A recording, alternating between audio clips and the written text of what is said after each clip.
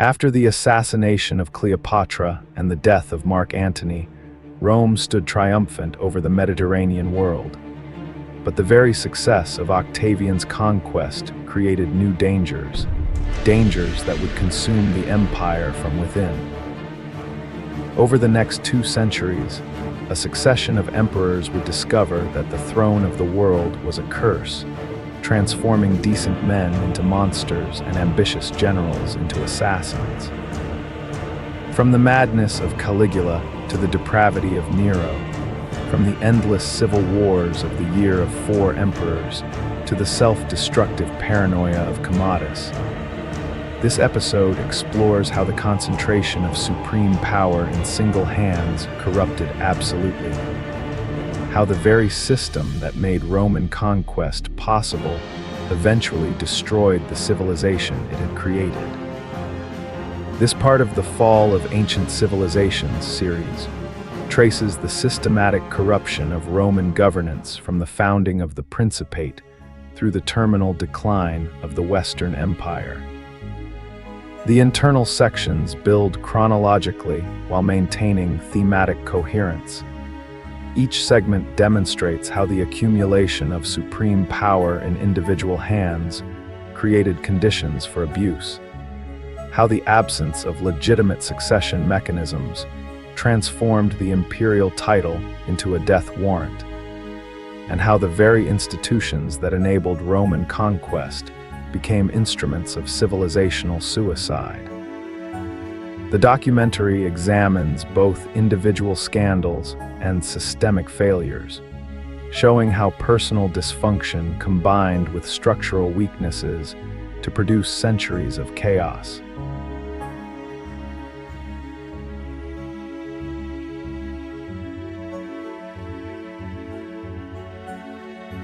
When Gaius Octavius Thurinus first learned that Julius Caesar had adopted him in the dictator's will, he was a sickly teenager of 18, studying in Apollonia on the Adriatic coast, preparing for a military campaign that would never come. The news arrived like a thunderbolt, transforming a minor provincial from an unremarkable background into the heir of the most powerful man in the Roman world. The young Octavius, as history would come to know him, though he would eventually become Augustus, the first emperor of Rome, made a decision in that moment that would shape the next half-century of Mediterranean history. He would claim his inheritance, fight for his destiny, and build an empire from the wreckage of the Republic. What he could not have known, what no one could have predicted, was that the very system he would create to secure his power would eventually consume everything he had built, that the throne he established would become a curse that transformed decent men into monsters and brilliant rulers into paranoid wretches. The Principate, that clever fiction that allowed one man to rule while preserving the appearances of republican government, contained within it the seeds of civilizational collapse. The Princeps, the first citizen who had mastered the art of seeming less than supreme, would eventually be succeeded by tyrants who made no such pretense, whose appetites knew no bounds, whose pathologies would embarrass even the most cynical observer of human nature. The transformation of the Roman Republic into the Roman Empire was not a single event but a process. A gradual accretion of changes so subtle that their cumulative effect went unrecognized, until it was too late to reverse. Octavian, who had learned from his great-uncle's fate that direct confrontation with Roman traditions was fatal, pursued his ambitions through indirection, through the careful cultivation of appearances, through the subtle displacement of power from constitutional institutions to personal authority. He refused the titles that would have declared him king, accepted only the honorific Augustus that suggested reverence rather than rule, maintained the fictions of senatorial government while systematically stripping the Senate of meaningful function. The result was a system of government that satisfied no one completely, too monarchical for republicans, too limited for autocrats, too ambiguous for anyone who sought clear answers about where authority actually resided. This ambiguity would prove fatal in the long run, as successive emperors discovered that the throne they occupied was not a position but a prize, not an office to be exercised but a treasure to be seized. The psychological toll of the principate on its occupants was devastating and largely invisible to the subjects who suffered under their rule. The first emperor, Augustus himself, grew increasingly paranoid as he aged, eliminating potential rivals with a thoroughness that spared neither family nor friend, filling his court with informers and spies who reported conversations that should never have been reported. The man who had charmed his way to power through the manipulation of appearances became, in his later years, a creature of terror, a figure who ordered executions on the basis of dreams and omens, who trusted no one, who surrounded himself with guards whose loyalty he could never be certain of. The system he had created, the concentration of all power in a single pair of hands, demanded that the emperor be everything to everyone, that he maintain complete control over a government that had evolved over centuries to distribute authority among many hands. The burden was unsustainable, and the men who inherited it would discover, one by one, that no human being could bear the weight of being the Roman Empire.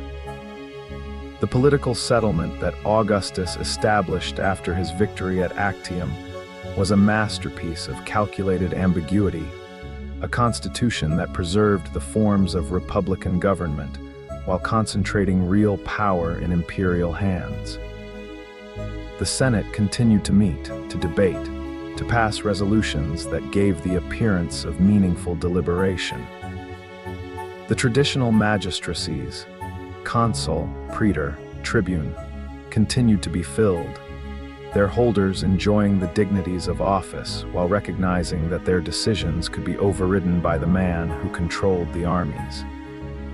The assemblies of the Roman people continued to gather, to cast votes that had been predetermined in the imperial council, to ratify appointments that had already been decided. All of this was theater, elaborate theater, designed to conceal the fundamental reality that Rome was now governed by a single will, a single vision, a single person's conception of what the empire should become.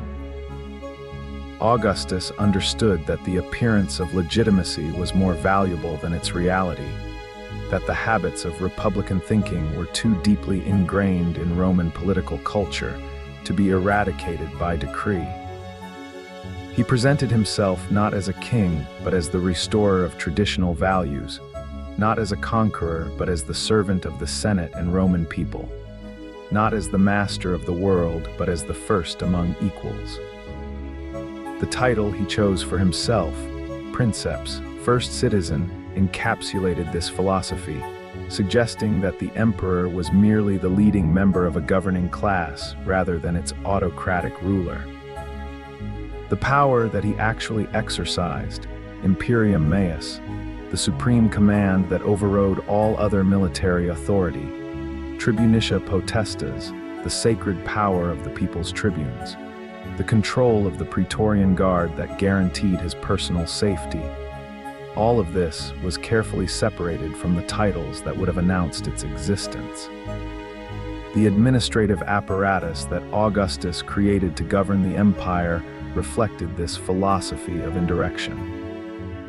He established a personal secretariat that gradually assumed the functions of government, a council of advisors whose recommendations became imperial decrees, a network of agents and informants whose reports shaped policy. The equestrian order, historically the commercial class of Roman society, was transformed into an administrative service that managed the empire's finances, its postal system, its police functions. The freedmen who staffed many of these positions acquired influence that outraged the traditional aristocracy, men of humble origins exercising power that had once belonged to senators and nobles.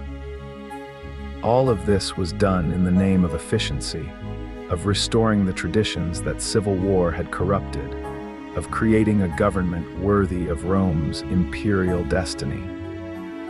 The contradictions inherent in this system were evident from the beginning, though few dared to articulate them.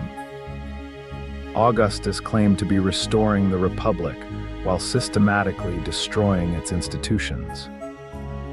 He proclaimed the values of traditional Roman virtue while surrounding himself with informers and assassins. He celebrated the dignity of the Senate while reducing that body to a ceremonial cipher. The very language of his regime, its emphasis on restoration, on tradition, on the restoration of ancestral customs, was a form of propaganda that the sophisticated recognized as such, that the masses accepted because they needed to believe, that shaped consciousness even as it distorted reality.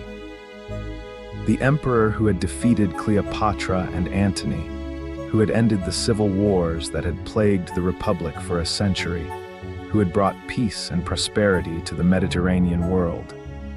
This emperor was not a liberator but a conqueror, not a restorer but a destroyer, not the first citizen but the first tyrant of a new kind of rule. The family arrangements that Augustus made to secure his succession revealed the fundamental problem of the Principate. It was a system designed to concentrate power without providing legitimate mechanisms for its transfer. The emperor had no constitutional authority to name his successor, no procedure that could transform personal preference into hereditary right. His solution was to manipulate the adoption system, to present his chosen heirs as the natural candidates for power, to eliminate through assassination or exile anyone who stood in their way.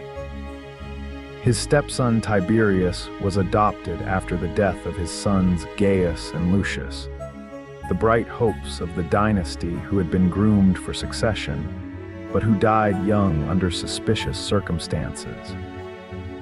The marriage alliances that Augustus arranged for his female relatives, the legendary Julia, married off first to her cousin Marcellus, then to Agrippa, then to Tiberius, were calculated to produce male heirs who could continue the line, to ensure that the purple would pass to someone of the emperor's choosing rather than to the generals who might seize it by force. The legacy that Augustus left to his successor was thus fundamentally compromised, an empire that had grown enormously during his reign, a treasury depleted by the costs of maintaining his elaborate pretense of republican government, a senatorial class that resented its reduced status, a military that had learned to follow the emperor rather than the republic, and a system of government that depended entirely on the personal qualities of whoever occupied the throne.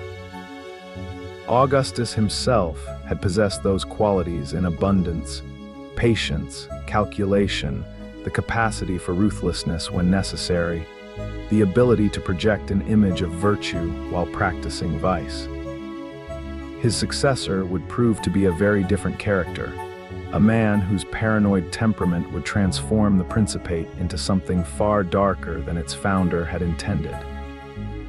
The transition from Augustus to Tiberius in 14 CE was the first test of the system that the first emperor had created, and it revealed the fragility of arrangements that depended on personal relationships rather than constitutional procedures. Augustus had spent decades manipulating the succession, eliminating potential rivals, grooming his chosen heirs, arranging marriages and adoptions that would concentrate the imperial bloodline in a single channel. But his careful planning could not overcome the fundamental problem that the Principate was designed to obscure. The emperor's authority was not legally defined. His power was not institutionally guaranteed. His position depended on the consent of the military and the acceptance of the governing class. When Augustus died, after a long illness that had forced him to delegate increasing authority to Tiberius, there was a moment of uncertainty, however brief, about whether the succession would be peaceful. Tiberius, who had spent his life preparing for a role he never expected to inherit, was 55 years old when he became emperor, a man whose character had been shaped by decades of military service and political maneuvering.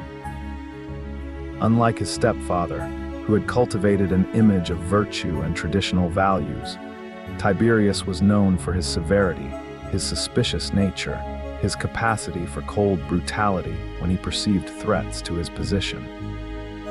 He had served as governor of Germania, where he had earned a reputation for harsh discipline, and as co-regent during Augustus's final years, where he had demonstrated a capacity for administrative competence that coexisted with an inability to inspire affection. The Senate, which had spent decades adapting to Augustus's particular style of rule, now faced an emperor whose temperaments were entirely different, whose expectations were unclear, whose presence in the imperial palace generated anxiety rather than reassurance. The early years of Tiberius's reign were marked by a paradox that would characterize his entire rule: the appearance of traditional virtue combined with the reality of systematic terror. The new emperor presented himself as reluctant, as a man who had accepted power only out of duty, as a ruler who wished to restore the senatorial prerogatives that Augustus had eroded. In practice, however, his behavior was increasingly dominated by paranoia, by the conviction that enemies surrounded him, that conspiracies were being woven in the shadows of the palace. The informers who had served Augustus continued their work under Tiberius, their reports becoming more detailed, their accusations more serious, their victims more numerous. The crime of maestas, treason against the emperor, was expanded to encompass an ever-widening range of behaviors, from criticism of imperial policy to the possession of books that contained inappropriate content. The psychological transformation of Tiberius during his reign was documented by the ancient sources with a detail that suggests contemporaries recognized something unprecedented in the phenomenon. The emperor, who had begun his rule with protestations of virtue and restraint, became, in his later years, a creature of terror who trusted no one, who ordered executions on the basis of dreams and portents, who withdrew to the island of Capri to indulge in pleasures that the sources describe with barely suppressed horror.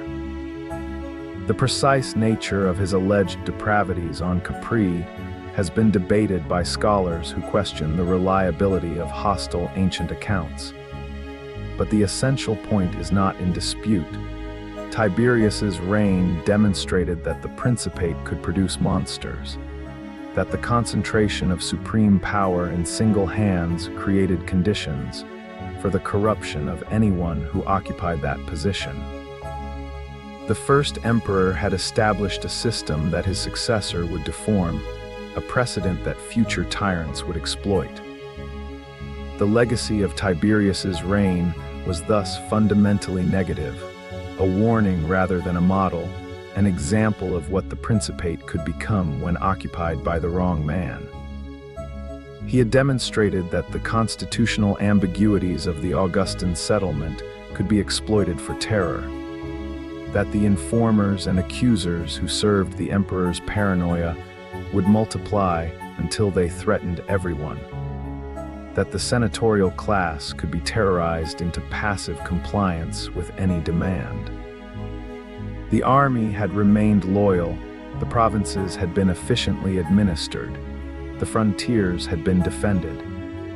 But these practical accomplishments were overshadowed by the terror that had characterized his rule, by the execution of senators and knights and commoners whose only crime was to exist in a world where existence itself was dangerous. When Tiberius finally died in 37 CE, after a reign of 23 years, the relief was palpable.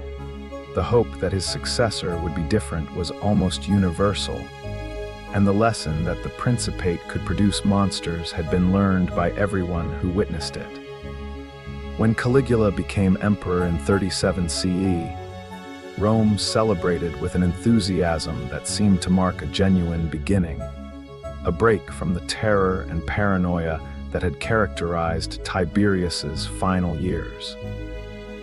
The young prince was only 25 years old, the son of the popular Germanicus, who had been Rome's beloved general, the grandson of Augustus through his daughter Antonia, the great-nephew of Tiberius, who had adopted him as heir after the death of his own sons. The crowds that lined the streets to witness his accession cheered with genuine emotion, their relief at the passing of the old emperor's gloom giving way to hope for a brighter future. The Senate, which had spent years groaning under the weight of informers and accusations, looked forward to a restoration of dignity and influence. The army, which had remained loyal to Tiberius out of habit and the absence of alternatives, saw in Caligula a leader who embodied the martial spirit of his father Germanicus. For a brief moment, it seemed as though the Principate might actually work, that the system Augustus had created could produce rulers who inspired loyalty rather than terror. Gaius Julius Caesar Germanicus, Caligula, the nickname he had earned as a child for the little boots he wore while accompanying his father on military campaigns, seemed to embody everything that Tiberius was not. Where the old emperor had been cold and suspicious, the new one was warm and approachable. Where Tiberius had withdrawn to Capri to indulge his darkest impulses, Caligula threw himself into the life of the city, attending games, appearing in public, engaging with the crowds that adored him. He canceled the treason trials that had made Tiberius's reign so terrifying, recalled exiles who had been punished for political offenses, distributed generous gifts to the Praetorian Guard and the Roman populace. The first months of his reign were a festival of good feeling, a celebration of the end of terror, a demonstration that the Principate could produce rulers who were actually worthy of the power they exercised. The transformation that occurred during Caligula's second year of reign remains one of the most debated phenomena in Roman history, a puzzle that ancient sources approached with varying degrees of reliability, and modern scholars have struggled to explain. The young emperor who had inspired such hopes began to exhibit behaviors that shocked even a society accustomed to imperial eccentricity.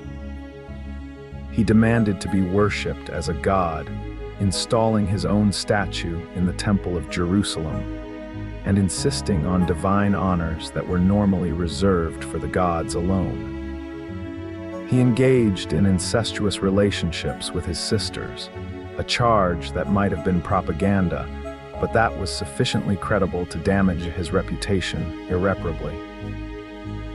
He drained the treasury with building projects of insane ambition, including a massive bridge across the Bay of Naples that he constructed simply to prove that it could be done.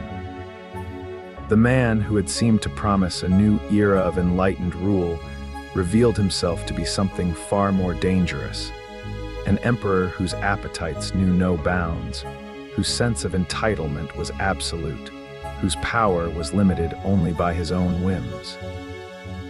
The precise nature of Caligula's depravities has been the subject of controversy since antiquity, with modern scholars questioning the reliability of sources that were written by authors hostile to the imperial system. The accusation that he had incestuous relations with his sisters, that he had prostituted himself to wealthy women, that he had planned to make his horse a consul.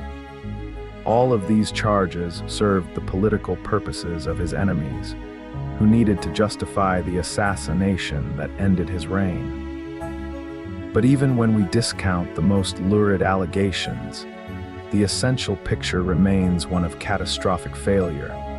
An emperor who had been raised to believe that he was divine by nature, who had inherited a system that made him unaccountable to any earthly authority, who discovered that the throne of the world offered unlimited opportunities for the satisfaction of desire.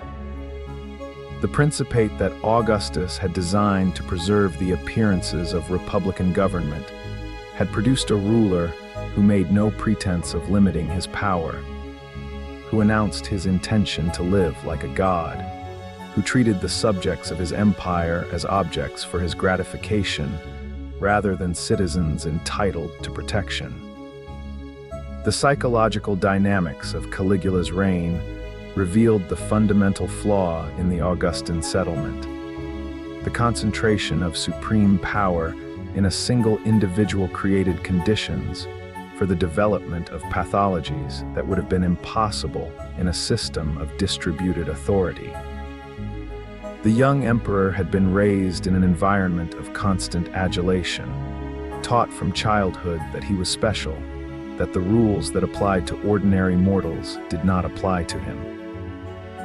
His father's early death had left him vulnerable. His mother's exile by Tiberius had left him traumatized.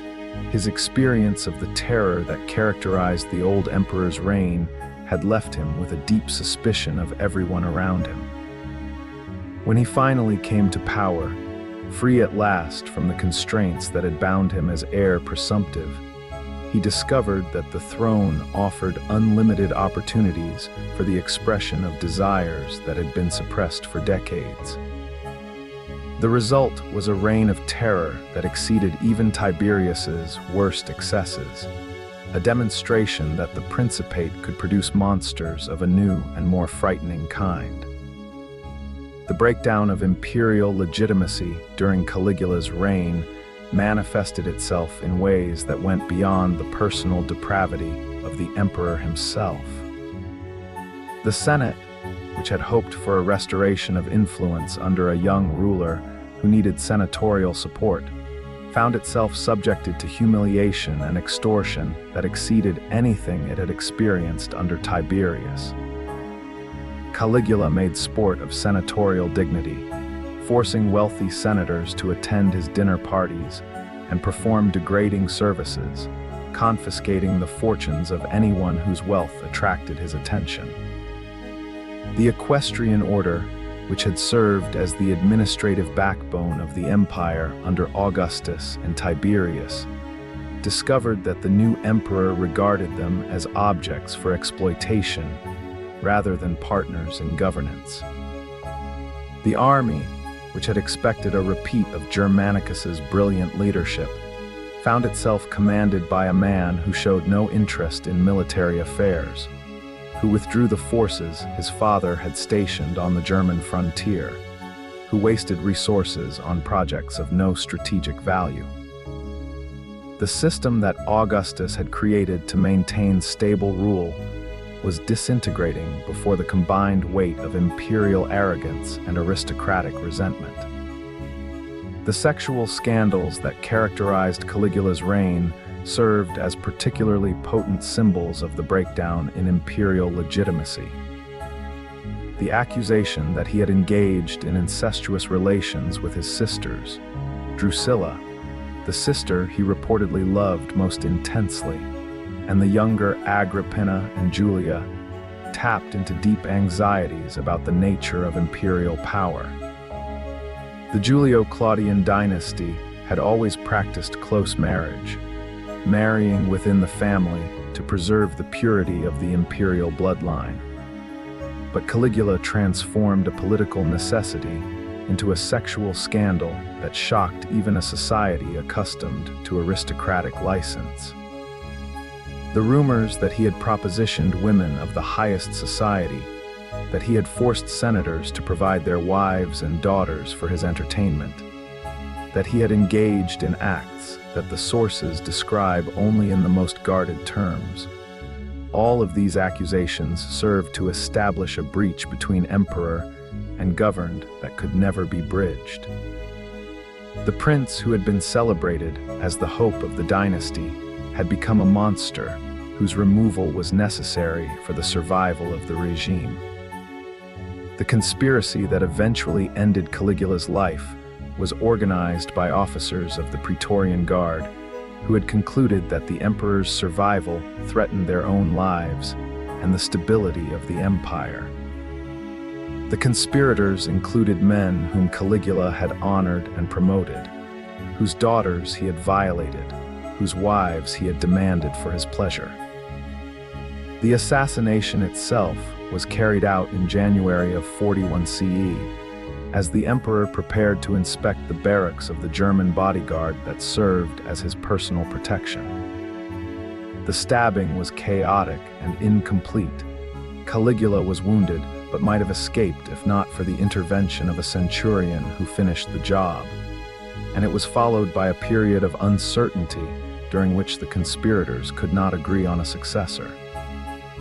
The Praetorian Guard, when they learned of the emperor's death, went looking for the last surviving member of the Julio-Claudian family, a young man named Claudius who had survived the purges by playing the fool, and proclaimed him emperor.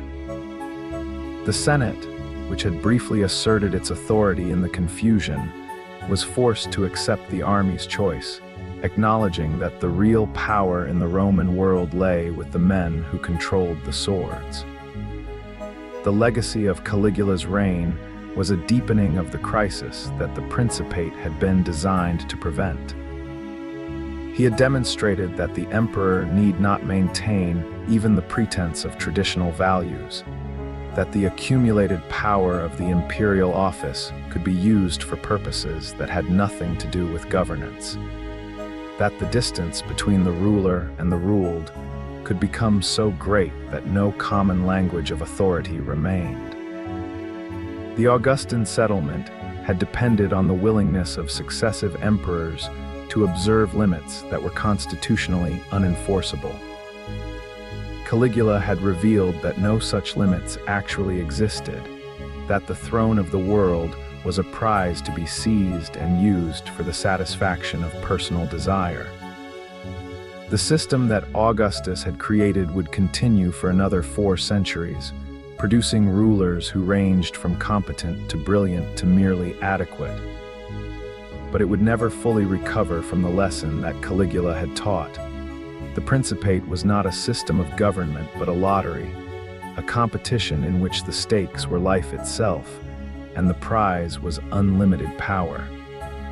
The reign that followed Caligula's assassination offered a temporary respite from the excesses that had characterized his rule, but it also revealed deeper problems with the system that Augustus had created.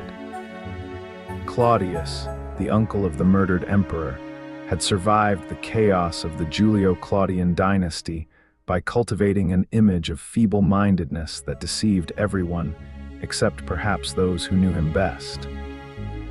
When the Praetorian Guard discovered him hiding behind a curtain in the imperial palace, trembling with terror at the sounds of slaughter, they proclaimed him emperor almost as an afterthought. The Senate, too shocked and disorganized to resist, ratified the army's choice. Rome acquired a ruler whose intellectual abilities were genuine, but whose confidence had been shattered by decades of living under emperors who eliminated anyone they perceived as a threat. What followed was a reign that combined competent administration with systematic terror, demonstrating that even a relatively decent man could become a monster when placed in a position of unlimited power. Tiberius Claudius Caesar Germanicus, known to history as Claudius, began his reign with genuine intentions of reform, with a determination to learn from the mistakes of his predecessors, and to restore some measure of dignity to the imperial office. He repealed the more oppressive measures that Caligula had enacted, recalled exiles who had been punished for trivial offenses, and attempted to restore the senatorial influence that had been eroded by decades of imperial domination. His first acts were those of a liberator, a ruler who understood that the Principate had strayed far from the vision of Augustus, and who wished to return to a more balanced distribution of power. The Senate, which had been traumatized by Caligula's excesses, responded with cautious optimism, willing to give the new emperor a chance to prove that the Principate could function according to civilized principles. The reconstruction of Claudius's reign has been complicated by the hostile sources that dominate our understanding of the Julio-Claudian period. Ancient historians writing under later regimes had every reason to blacken the reputation of an emperor whose memory might have served as a model for more legitimate rule. The charges that survive, his alleged dependency on freedmen, his marriage to the scandalous Messalina, his execution of senators who threatened his position, must be weighed against the evidence of genuine administrative achievement that survives in other forms. Claudius expanded the empire to include the invasion of Britain, reformed the legal system in ways that would influence European jurisprudence for centuries, and maintained the efficient administration that had been Augustus's most lasting contribution to Roman governance. He was, by the standards of imperial performance, a competent ruler, a man who took seriously the responsibilities that the throne imposed. Yet the terror that characterized Claudius's reign revealed the fundamental problem with the Principate. Even rulers who wished to govern well found themselves drawn into patterns of behavior that exceeded their original intentions. The conspiracy that surrounded the emperor during his early reign, real or imagined, the distinction often blurred in the atmosphere of suspicion that pervaded the imperial court, demanded responses that escalated beyond what justice required. When senators were accused of plotting against the emperor, the pressure to produce convictions led to the multiplication of accusations, the torture of slaves whose testimony could condemn their masters, the destruction of families whose only crime was to possess wealth or influence that attracted imperial suspicion. The machinery of terror that had been developed under Tiberius and Caligula continued to function under Claudius, its momentum carrying it forward even when the emperor himself might have wished to stop it. The marriage of Claudius to Messalina became the symbol of everything that had gone wrong with the Julio-Claudian dynasty, a cautionary tale of imperial power corrupting the relationships that should have provided stability and support. Messalina was only 15 years old when she became empress, a teenager married to a man old enough to be her grandfather, thrust into a position of power that she was neither mature enough nor supervised enough to handle properly. The reports that survive of her behavior, her serial adulteries, her participation in public spectacles that shocked even Roman society, her cultivation of a network of supporters who might have helped her escape the consequences of her actions, paint a picture of a woman who understood that her position was precarious and who sought to secure it through means that only made her more vulnerable. When Claudius finally learned the full extent of her activities, the marriage that had produced his heirs and provided the dynasty with its future became the occasion for an execution that shocked the palace. The psychology of Claudius during these years of domestic crisis revealed the capacity of imperial power to transform even intelligent men into paranoid wretches. The emperor, who had begun his reign with hopes of reform, found himself surrounded by informers and accusers, his attention drawn to threats that may or may not have been real, his confidence in everyone around him eroded by the constant stream of reports about conspiracies and plots. The execution of Messalina was followed by a period of instability during which Claudius seemed unable to function. His grief complicated by the realization that his own household had become a nest of treachery. The marriage that followed, his union with the much younger Agrippina, the sister of the murdered Caligula, was itself controversial, a union that raised questions about the boundaries of imperial morality and that produced a son who would eventually become the infamous Nero. The transition from Claudius to Nero in 54 CE was managed with a smoothness that contrasted sharply with the violence that had characterized previous successions. Agrippina had maneuvered carefully to secure the throne for her son, eliminating rivals and cultivating support among the Praetorian Guard and the court intellectuals who shaped public opinion. The Senate, exhausted by decades of imperial terror, accepted the new emperor with relief, hoping that a young ruler would bring a change of atmosphere. The Roman population, who had learned to expect the worst from their emperors, waited with the resignation of people who knew that their fates were determined by forces beyond their control. What followed was a reign that would prove more destructive than any that had come before, a demonstration that the Principate could produce catastrophes of unprecedented scale. The early years of Nero's reign were marked by the influence of his mother and his tutors, a regency that maintained the appearance of competent governance, while the young emperor learned the skills he would need to rule. Seneca, the philosopher who had survived the reign of Claudius by cultivating the favor of the powerful, served as Nero's advisor during these formative years, providing instruction in the Stoic philosophy that would shape the young man's self-image. Burrus, the commander of the Praetorian Guard, provided military backing that gave the regime its essential stability. Agrippina, the most formidable woman in the imperial family, exercised a mother's authority over her son in ways that initially seemed appropriate, but that would eventually become the occasion for conflict. The combination of these influences produced a ruler who was young, intelligent, ambitious, and utterly unprepared for the responsibilities that the throne imposed. The psychological development of Nero during these years revealed the fundamental problem with the education of emperors. The young men who inherited the purple had been raised in an environment of such privilege and isolation that they had no realistic understanding of their relationship to the world they ruled.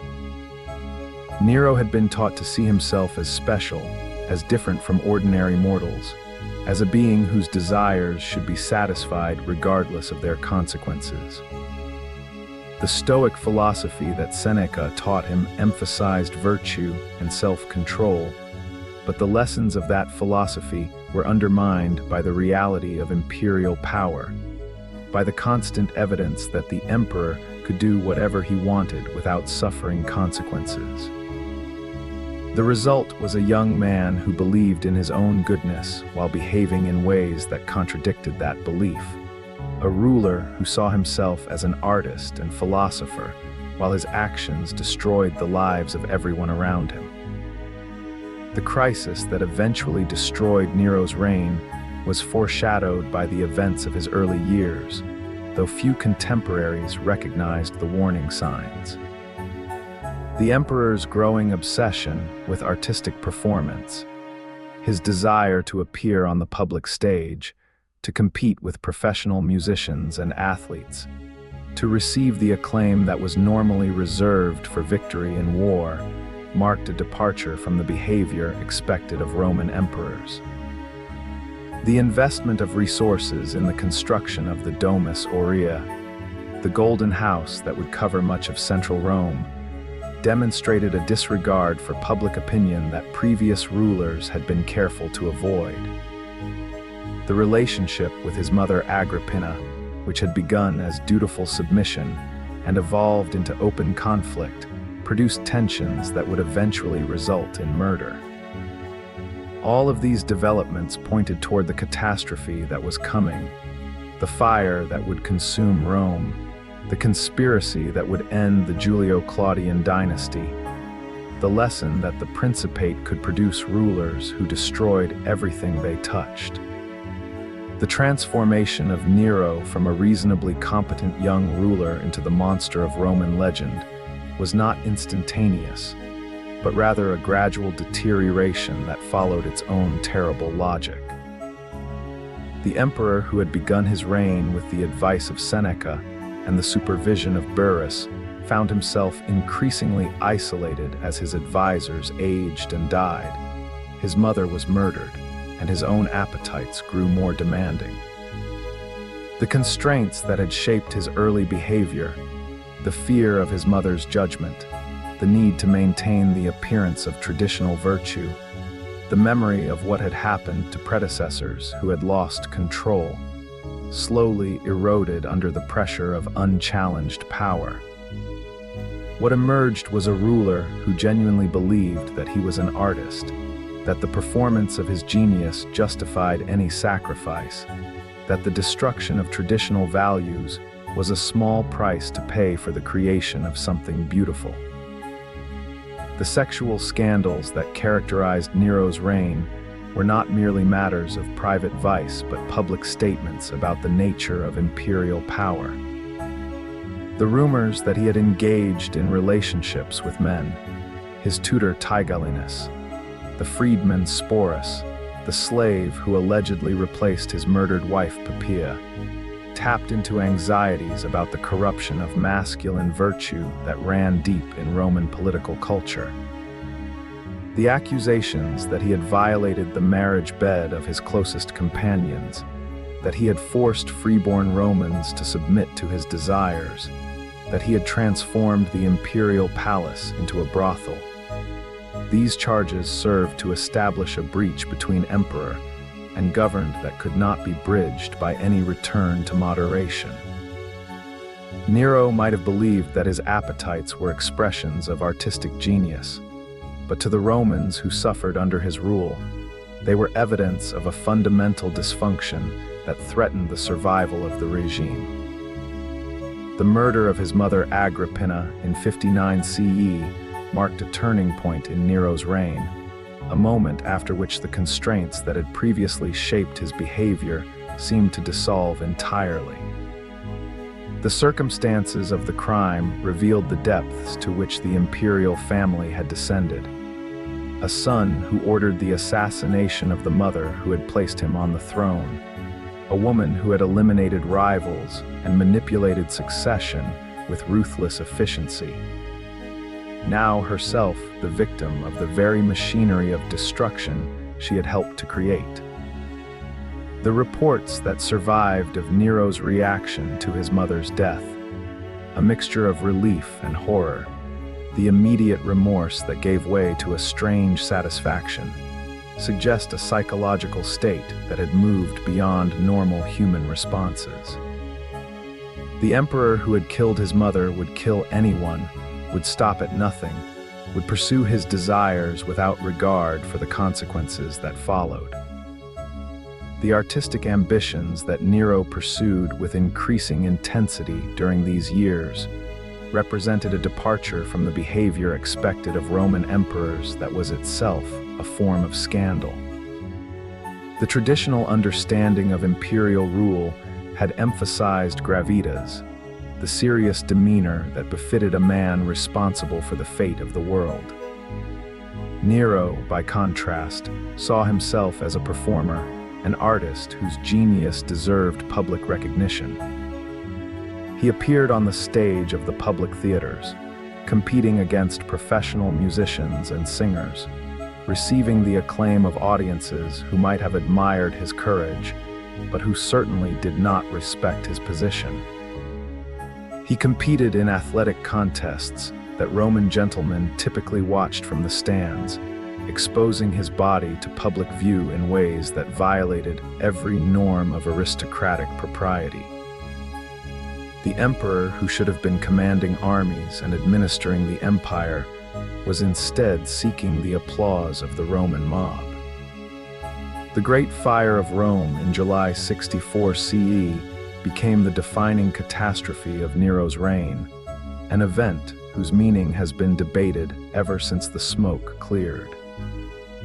The fire began in the shops and tenements that lined the Circus Maximus, spreading with terrifying speed through the densely populated neighborhoods that housed the bulk of Rome's population.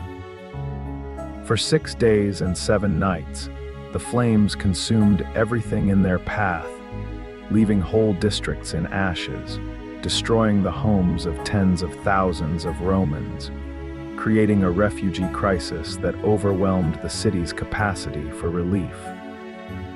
The emperor, who was in Antium when the fire broke out, returned to Rome to coordinate the response, allegedly playing his lyre and singing from the Tower of Maecenas while the city burned below. Whether this story is literally true or calumny invented by his enemies, it captures the essential dynamic of Nero's reign, a ruler so absorbed in his own concerns that he failed to understand the suffering of his subjects. The aftermath of the fire revealed Nero's capacity for cynical manipulation on a grand scale.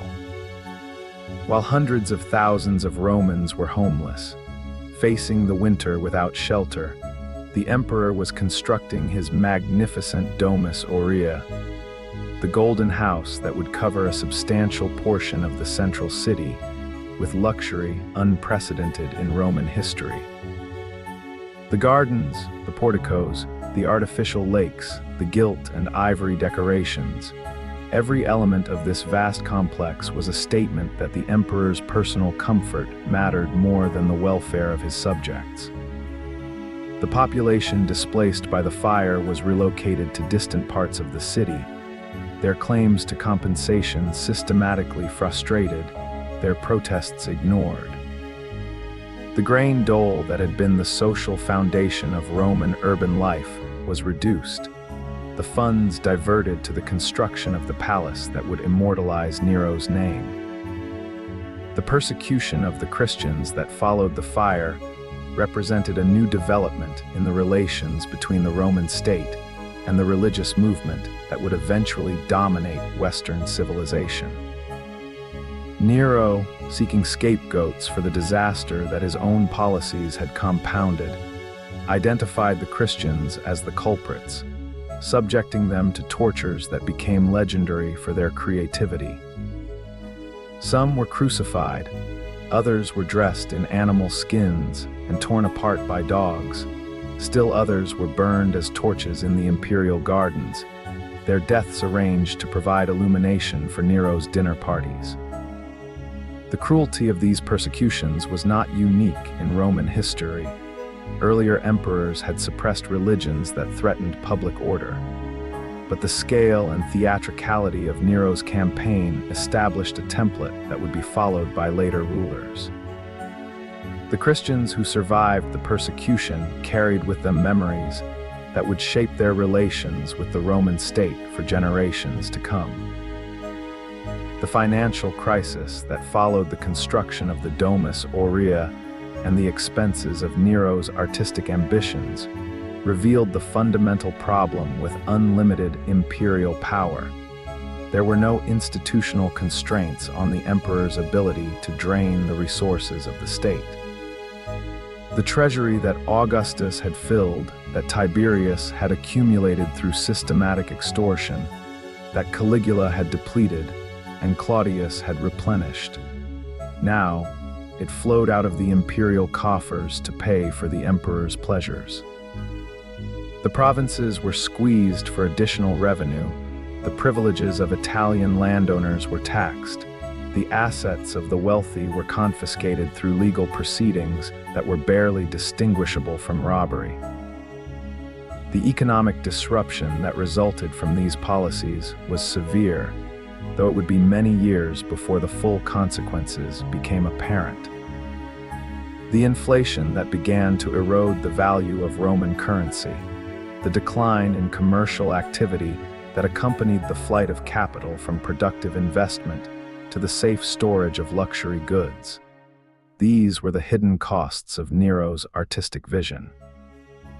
The conspiracy that finally brought down Nero's regime was organized by men who had every reason to fear his rule, whose position and power gave them the resources to act against him. The Senate, which had endured years of humiliation and extortion, provided the intellectual leadership for the plot. The Praetorian Guard, whose commander had been replaced by Tigellinus, the most notorious of Nero's favorites, was divided in its loyalty. The provinces, particularly those in Gaul and Spain, where governors had accumulated independent power bases, were ready to support a change of regime. The conspiracy was nearly discovered several times, its members saved by the very paranoia that made Nero dangerous.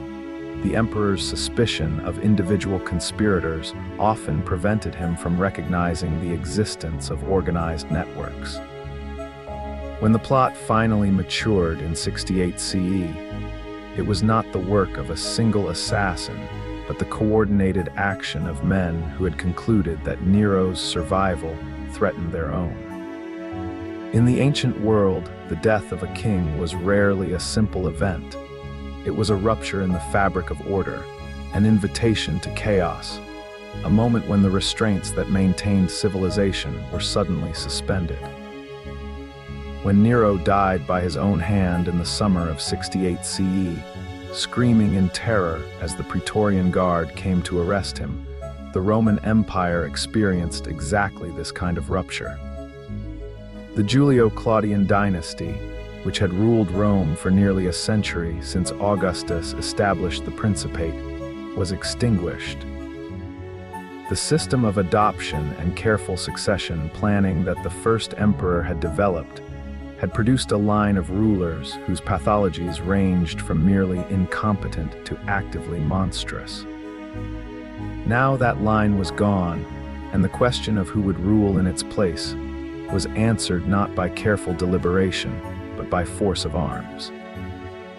The year that followed, known to history as the Year of Four Emperors, demonstrated with terrible clarity that the throne of the world was a prize to be seized by whoever commanded the most powerful army, that the constitutional fictions of the Augustan settlement were meaningless when tested by the reality of military power. The implications of this revelation were profound and lasting. Augustus had created a system that depended on the willingness of successive rulers to maintain certain restraints, to preserve the appearances of senatorial consultation and popular consent, to avoid the gross exercises of power that had destroyed the Republic. Nero had violated these restraints systematically, and his removal by conspiracy had established a new precedent: emperors could be overthrown. Their reigns ended not by natural death, but by violence, their legacies destroyed by the very men who had served them. The generals who now competed for the purple understood this lesson well, and their behavior reflected the knowledge that their survival depended on military support rather than constitutional legitimacy. The army, which Augustus had carefully subordinated to senatorial and popular control, emerged from the chaos of 69 CE as the ultimate arbiter of Roman politics, a force that would shape the empire's destiny for centuries to come. The circumstances of Nero's final hours revealed the depth of his isolation, the complete collapse of whatever support had sustained him through the earlier crises of his reign. When the conspiracy finally materialized into open rebellion, when the governor of Hispania Tarraconensis declared himself emperor and the Praetorian Guard refused to fight for their master, Nero found himself alone in a world that had turned against him. The freedmen who had managed his household abandoned him. The advisors who had enabled his excesses discovered suddenly that they had pressing business elsewhere. The soldiers who had guarded his person melted away into the shadows of the imperial palace. The man who had believed himself a genius, an artist whose talents deserved the applause of the world, was reduced to a terrified fugitive, hiding in a freedman's villa, taking his own life when he heard the footsteps of his pursuers. His final words, if the sources are to be believed, were a lament for the loss of his voice, the artistic gift that had meant more to him than the empire he had destroyed. The immediate aftermath of Nero's death was confusion, a vacuum of authority that different factions rushed to fill. The Praetorian Guard, which had played such a crucial role in maintaining imperial power, proclaimed their own candidate, an elderly senator named Galba, who had been among the first to declare against Nero. The Senate, which had spent years groaning under the weight of imperial terror, ratified the army's choice with relief, eager to believe that the nightmare was over and a new era of legitimate rule had begun. The provinces, which had watched the civil war from a distance, waited to see whether the new emperor would bring change or merely continuation of the same patterns. The legions on the frontiers, whose support would ultimately prove decisive, began to assess whether Galba represented their interests or represented a threat to their privileges. Galba was 73 years old when he became emperor, a man whose survival through the reigns of Caligula, Claudius, and Nero was itself a remarkable achievement. He had served as governor of Germania under Caligula, where he had earned a reputation for severity, and as governor of Hispania under Nero, where he had waited patiently for an opportunity to act against the tyrant. His early reign was marked by gestures of reform, promises to restore the traditional values that Nero had corrupted, gestures toward the senatorial class that had been humiliated by his predecessor. But the old man's capacity for leadership was limited by age and temperament, and the decisions he made in the first months of his reign would prove fatal. The most consequential of these was his refusal to pay the Praetorian Guard the bonus they expected for supporting his elevation, a stinginess that transformed potential allies into enemies. The conspiracy that ended Galba's life was organized by the Praetorian prefect Otho, a man who had been Nero's intimate companion and who had expected to be rewarded for his support of the new regime. When Galba's refusal to distribute generous gifts became clear, Otho concluded that his only path to power lay in assassination, and he set about organizing the conspiracy with the ruthlessness that characterized Roman political life. The assassination itself took place in January of 69 CE, as Galba was being carried through the Roman Forum on his way to address the Senate. The Praetorian guards who had been detailed to protect him turned on him instead, stabbing him to death while his freedmen fled in terror.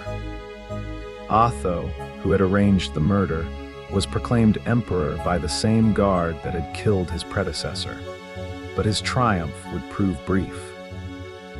The problem with Otho's elevation was that it depended entirely on the support of the Praetorian Guard, whose loyalty was notoriously fickle and whose influence was resented by the frontier legions. The armies on the Rhine, which had been preparing to support Galba against Nero, were not inclined to accept a replacement selected by the urban guard. Their commander, Vitellius, was proclaimed emperor by his soldiers, and the march on Rome began. Otho, whose resources were inadequate to resist a full-scale invasion, attempted to negotiate, to share power with his rival, to avoid the civil war that would consume everything. Vitellius, whose forces were superior and whose generalship was competent, had no interest in compromise. The armies met at Bedriacum in April 69 CE, and the battle that followed established Vitellius's superiority. Otho's forces were defeated, his supporters scattered, his cause lost. The final days of Otho's reign revealed the psychological toll of imperial power on men who had never expected to possess it. After the defeat at Bedriacum, the emperor considered fighting on, organizing the defense of Rome, appealing to the loyalty of the urban population. But his support evaporated rapidly as the news of defeat spread, and the Praetorian Guard that had killed Galba showed no enthusiasm for dying for Otho. In the end, the emperor took his own life, stabbing himself in the heart after writing a final letter that blamed his fate on the treachery of others. He had ruled for only 3 months, a brief and tragic interlude between 2 other short reigns, a demonstration of how quickly the wheels of imperial fortune could turn.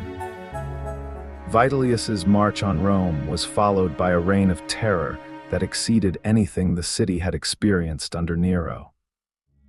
The new emperor's supporters, Germanic mercenaries, who had fought their way to power with little understanding of Roman traditions, behaved as conquerors in a conquered city, raping, plundering, murdering with impunity.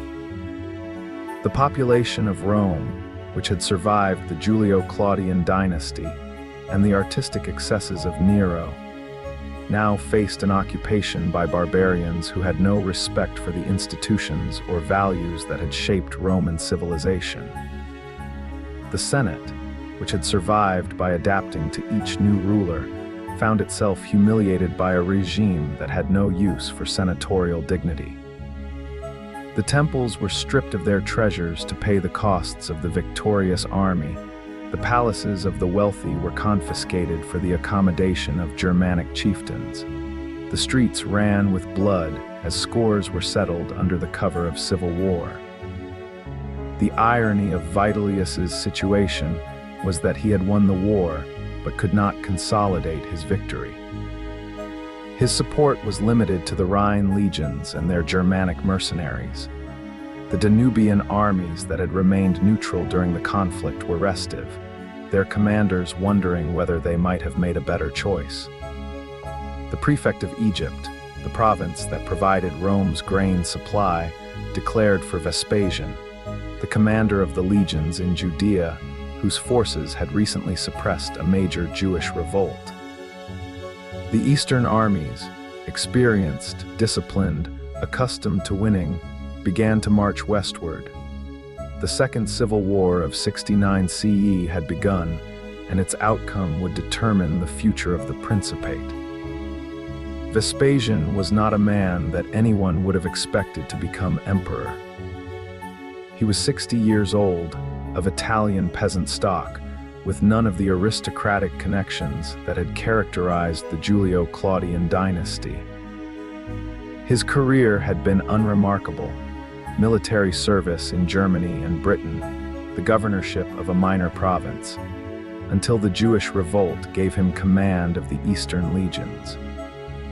But Vespasian possessed qualities that his more distinguished predecessors had lacked: patience, calculation, an understanding that the throne of the world was won not by brilliant maneuvers, but by relentless persistence.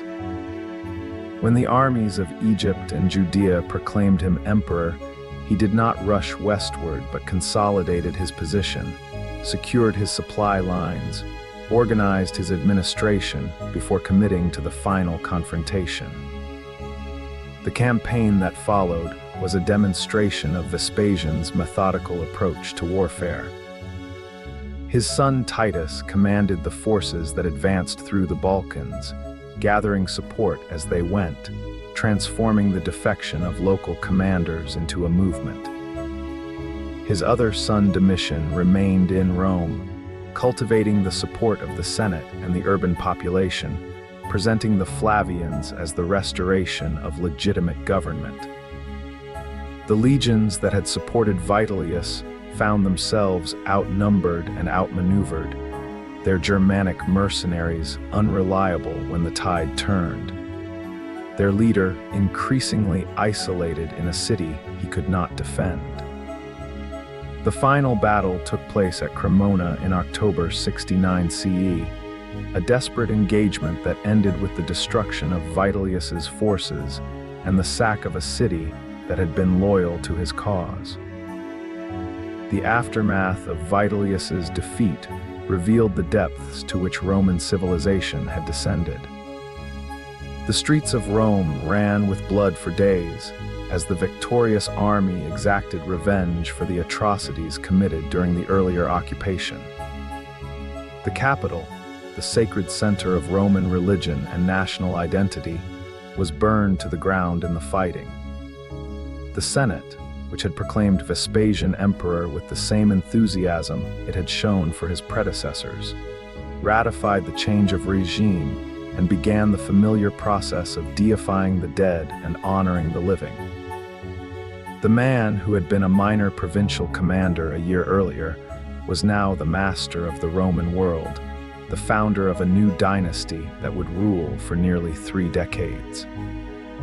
The significance of the year of 4 emperors extended far beyond the immediate succession crisis. It had demonstrated that the Principate was not a stable system of government, but a contest in which military power was the ultimate determinant of success. The armies that Augustus had carefully subordinated to civil authority had emerged as the decisive factor in imperial politics, their commanders the real makers and breakers of emperors.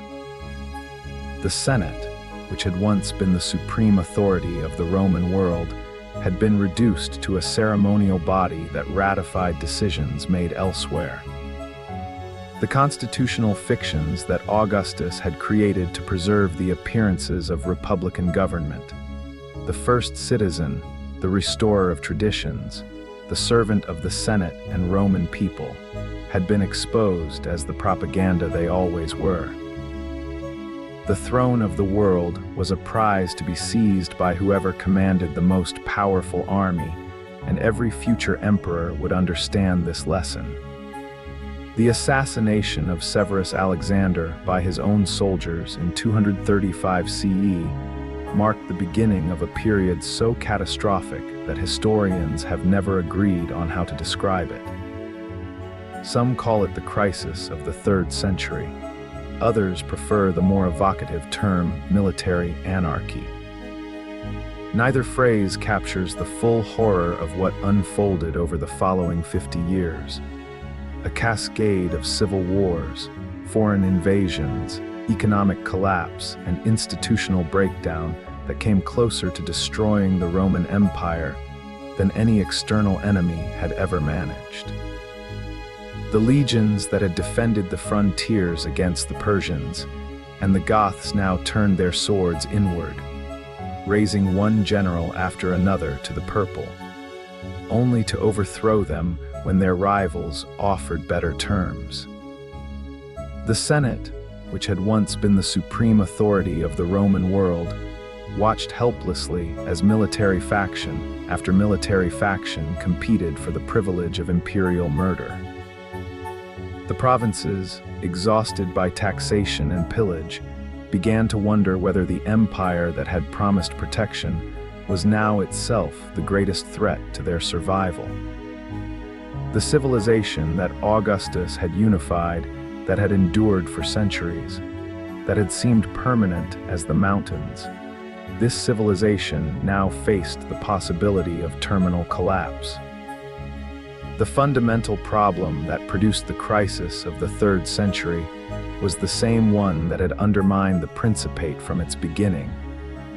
There was no legitimate mechanism for transferring imperial power, no constitutional procedure that could transform the death of one ruler into the peaceful succession of another. The system of adoption that Augustus had developed had failed with the Julio-Claudians. The military interventions that had produced the Flavians had established the precedent that armies made emperors. Over the following centuries, various dynasties had attempted to stabilize the succession, the Antonines, the Severins, but the underlying problem remained. When an emperor died, whether naturally or by violence, the question of who would succeed him was answered not by law or custom, but by whoever commanded the most powerful army.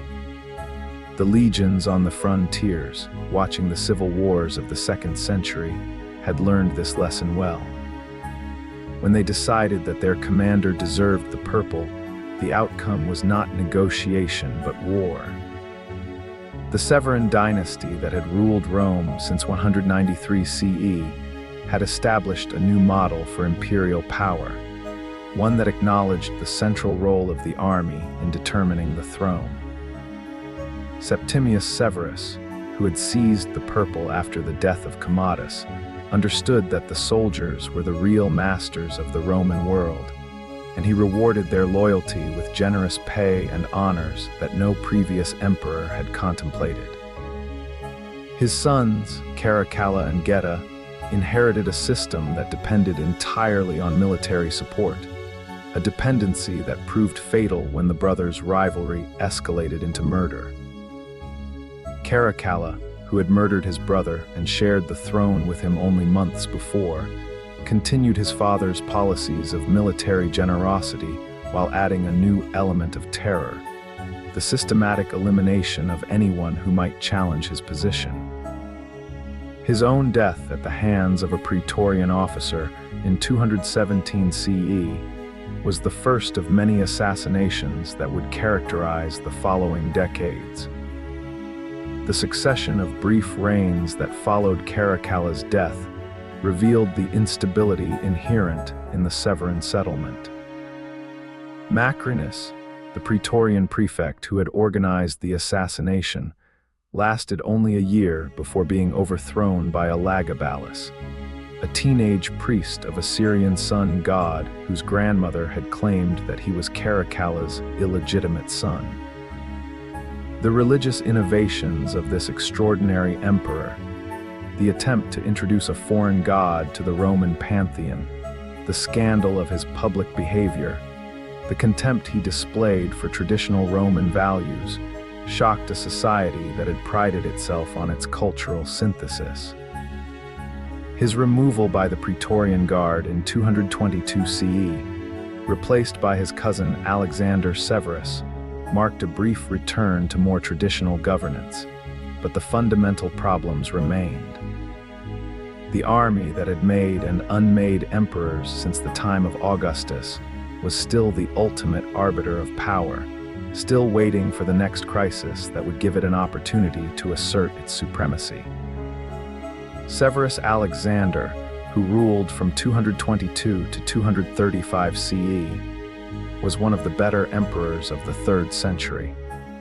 A young man of genuine intelligence and good intentions, guided by the wisdom of his mother Julia Mamaea, committed to the traditional values of Roman civilization. His reign was marked by efforts to reform the administration, to reduce the burden of taxation, to restore the efficiency of the governmental apparatus that had been degraded by decades of crisis. But the empire he inherited was already showing the symptoms of terminal decline. The frontiers were under pressure from Persian and Gothic invasions. The treasury was empty despite crushing taxation. The army had grown accustomed to making and unmaking emperors. When a campaign against the Persians produced setbacks that the troops blamed on the emperor's cowardice, the legionaries drew the conclusions that their predecessors had drawn so many times before. Severus Alexander was assassinated at his camp in Gaul, his body thrown into the river, his mother murdered alongside him. The throne was vacant, and the legions that had killed him would soon discover that killing emperors was easier than ruling the world. The period between the death of Severus Alexander and the accession of Diocletian in 284 CE witnessed an average of one new emperor every few months. A dizzying succession of military commanders who seized power, held it briefly, and were overthrown by rivals who repeated the cycle. The sources that survive from this period are confused and often contradictory, their authors overwhelmed by the sheer volume of names and reigns they attempted to record. What emerges from this chaos is a picture of institutional breakdown, of a civilization that had lost the capacity to govern itself, of a military that had become the instrument of its own destruction. The legions on the frontiers no longer saw themselves as defenders of the Roman world, but as factions in a civil war, their loyalty available to whichever commander offered the best terms for their support. The geographical fragmentation of the empire during this period reflected the military realities of the time. The central government, such as it was, controlled Italy and the provinces immediately surrounding the Mediterranean, struggling to maintain coherence against the pressures that pulled the empire apart.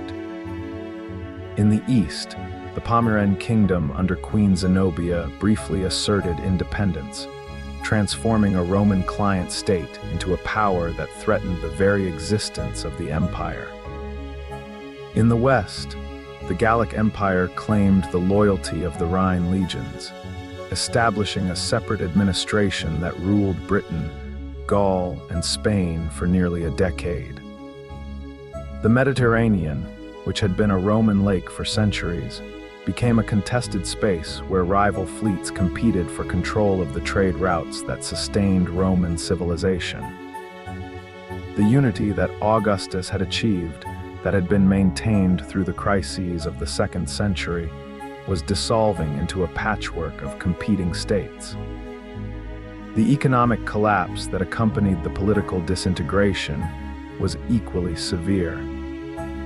The constant civil wars drained resources that were already inadequate for the empire's needs, forcing emperors to debase the currency, to increase taxation to unsustainable levels, to confiscate the wealth of anyone suspected of concealing funds.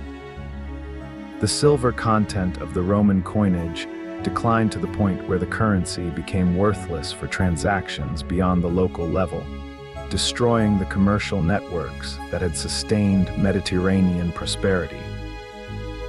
The taxation burden fell most heavily on the peasants who worked the land, whose production fed the armies that fought the civil wars, whose labor supported the entire edifice of Roman civilization.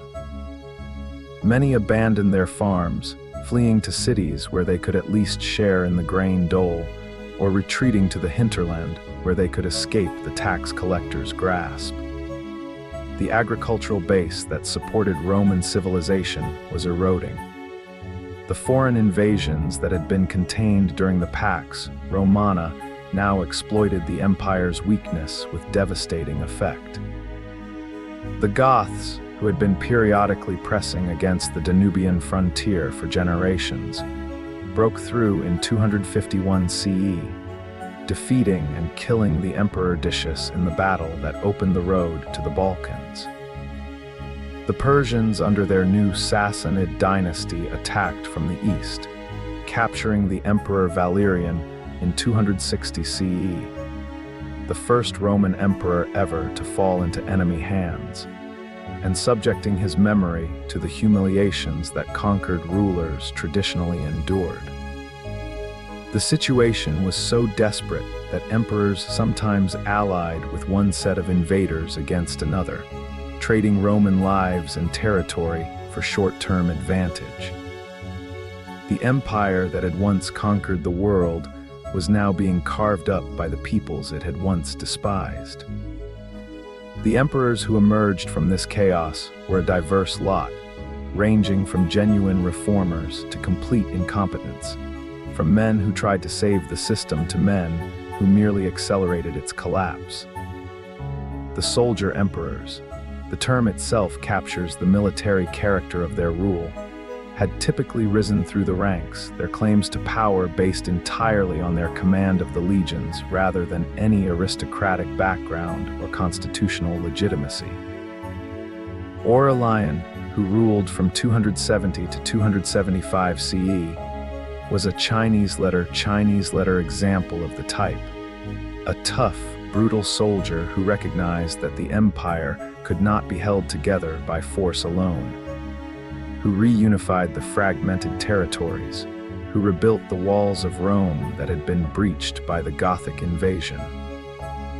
His assassination by his own officers, a conspiracy organized by a secretary he had offended, demonstrated the perils of imperial power even for successful rulers.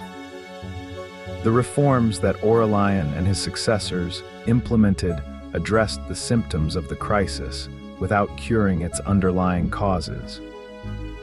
The currency was reformed, new gold coins issued to replace the debased silver that had destroyed commercial confidence.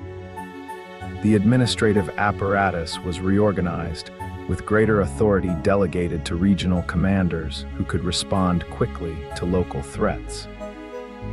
The religious policies of the state became more aggressive, with the attempt to establish a solar monotheism that would unite the empire under a single faith. But these reforms, however necessary, required stable political conditions to succeed, and the political conditions remained chaotic. Each new emperor was followed by his assassins. Each assassination produced a new contender for the throne. Each contender required resources that the empire could barely provide.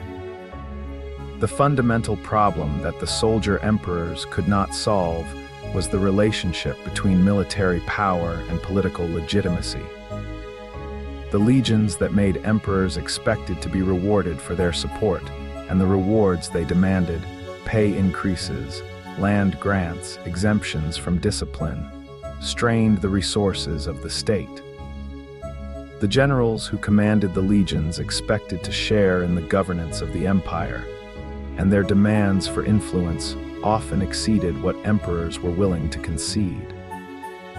The Praetorian Guard in Rome, which had once been the decisive factor in imperial politics, found itself marginalized by the frontier armies, whose military strength made them the real arbiters of power. The system had evolved into a configuration that no one could control, a competition in which the prize was the privilege of being assassinated by one's own supporters.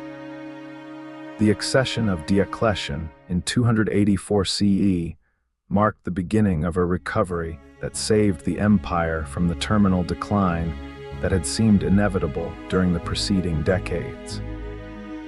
A soldier of Danubian origin, Diocletian understood from personal experience the military realities that had produced the crisis of the 3rd century, and he constructed a new system that addressed those realities directly. The Tetrarchy, the division of imperial authority among 4 rulers, 2 senior emperors, Augusti, and 2 junior ones, Caesars, dispersed the burden of governing an empire that had become too large for any single man to control. The administrative reforms that accompanied this constitutional innovation, the division of provinces, the reorganization of taxation, the subordination of the army to civilian authority, created a more efficient apparatus for managing the challenges the empire faced. The persecution of the Christians, however brutal, demonstrated that the state could still mobilize ideological resources in defense of traditional values. Among all the paradoxes of Roman imperial history, none is more poignant than the reign of Marcus Aurelius, the philosopher king who exemplified everything that the Principate could be at its best, and whose choice of successor demonstrated everything that could go wrong at its worst. He inherited an empire at war, governed it with wisdom and justice, wrote philosophy that would influence Western thought for 2 millennia, and was succeeded by a monster who squandered everything he had built. The contrast between father and son has haunted historians and moralists ever since, a reminder that virtue is not inherited, that genius does not guarantee genius, that the most careful planning cannot overcome the accidents of human nature. Marcus Aurelius demonstrated that the Principate could produce rulers of genuine wisdom and virtue. Commodus demonstrated that such rulers could produce heirs of catastrophic incompetence. Together, their combined reign illuminates the fundamental flaw in Augustus's settlement. The system that concentrated all power in single hands depended for its success on the quality of the individuals who wielded that power. and quality was not a quality that could be manufactured or guaranteed. The Antonine Age, as the period from 138 to 192 CE is often called, represents the high water mark of Roman civilization, a moment when military strength, cultural achievement, economic prosperity, and political stability combined to create a society that had no equal in the ancient world. The emperors who ruled during these decades, Antoninus Pius, who adopted Marcus Aurelius, and Marcus Aurelius himself, were men of unusual virtue, rulers who understood that power carried responsibilities, that the throne of the world was a trust to be discharged rather than a prize to be enjoyed. Their reign was marked by the absence of the scandals and terror that had characterized the Julio-Claudians and the Flavians, by a commitment to governance that prioritized the welfare of the governed over the gratification of the governor. For a brief moment, it seemed as though the Principate had finally achieved the stable and virtuous rule that Augustus had always claimed to seek. Marcus Aurelius was born into a life of privilege that he would transform into a life of virtue, shaped by an education that combined the traditional Roman emphasis on duty with the Greek commitment to philosophical inquiry. His maternal great-grandfather, the Emperor Hadrian, recognized his promise at an early age and arranged for his adoption into the succession, removing him from the biological family that had produced him and placing him on the path that would lead to the throne. The philosopher Junius Rusticus, who guided his early education, introduced him to the Stoic teachings that would shape his worldview, teaching him that the highest purpose of human life was virtue, that external circumstances were indifferent to true happiness, that the ruler's first duty was to justice. These lessons were not merely theoretical for Marcus. They became the principles that guided his entire reign, the standards by which he measured his own performance and that of those around him. The accession of Marcus Aurelius in 161 CE was not accompanied by the violence and conspiracy that had characterized so many previous transitions. The Senate confirmed his elevation with genuine enthusiasm. The army accepted his command without question. The population of Rome welcomed a ruler whose reputation for virtue was already established. His co-emperor, Lucius Verus, was a less distinguished figure, charming, military capable, but lacking the philosophical depth that characterized his partner in rule. And the arrangement reflected Marcus's understanding that the empire required multiple commanders to defend its vast frontiers. The partnership functioned more or less harmoniously until Verus's death in 169 CE, after which Marcus ruled alone, bearing the burden of imperial power with a determination that never wavered despite the catastrophes that marked his reign. The wars that consumed Marcus Aurelius's reign, the wars against the Parthians in the east, the wars against the Germanic tribes on the Danube frontier, demanded his constant personal attention and drained the resources that might have been devoted to internal development.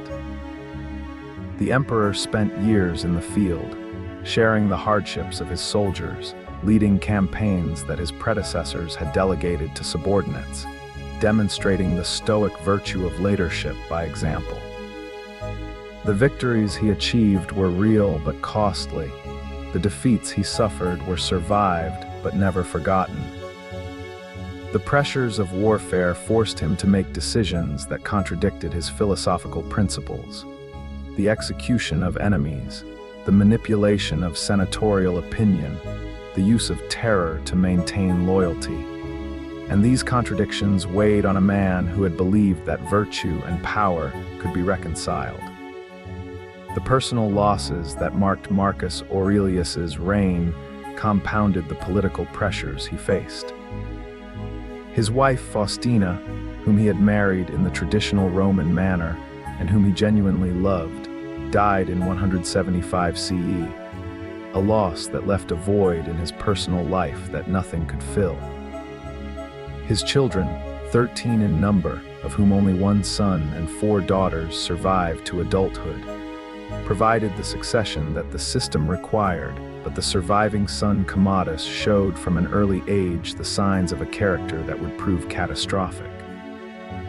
The pressure to produce a legitimate heir, to secure the succession against the intrigues that had characterized previous reigns, forced Marcus to make choices that his philosophical principles should have forbidden. The adoption system that had produced such excellent emperors failed when applied to his own family, and the failure would echo through history. The reputation of Faustina, Marcus Aurelius's wife and the mother of his children, has suffered from the hostility of sources that had every reason to blacken her memory. The ancient accusations that she was unfaithful to her husband, that she participated in scandals that shocked even Roman society, that her influence on the emperor was often detrimental, must be weighed against the evidence of Marcus's genuine devotion to her and the honors he bestowed on her memory after her death. Whatever the truth of the rumors, the essential point is that Faustina was the mother of the heir, the woman whose womb would produce the next emperor, and her position gave her an influence that contemporaries could not ignore. The empress, who was the wife of a philosopher king, occupied a unique position in the imperial system, combining the traditional Roman role of matron with the unprecedented possibility of genuine political power. The relationship between Marcus Aurelius and Faustina appears to have been genuinely affectionate, a marriage that transcended the political calculations that usually governed imperial unions.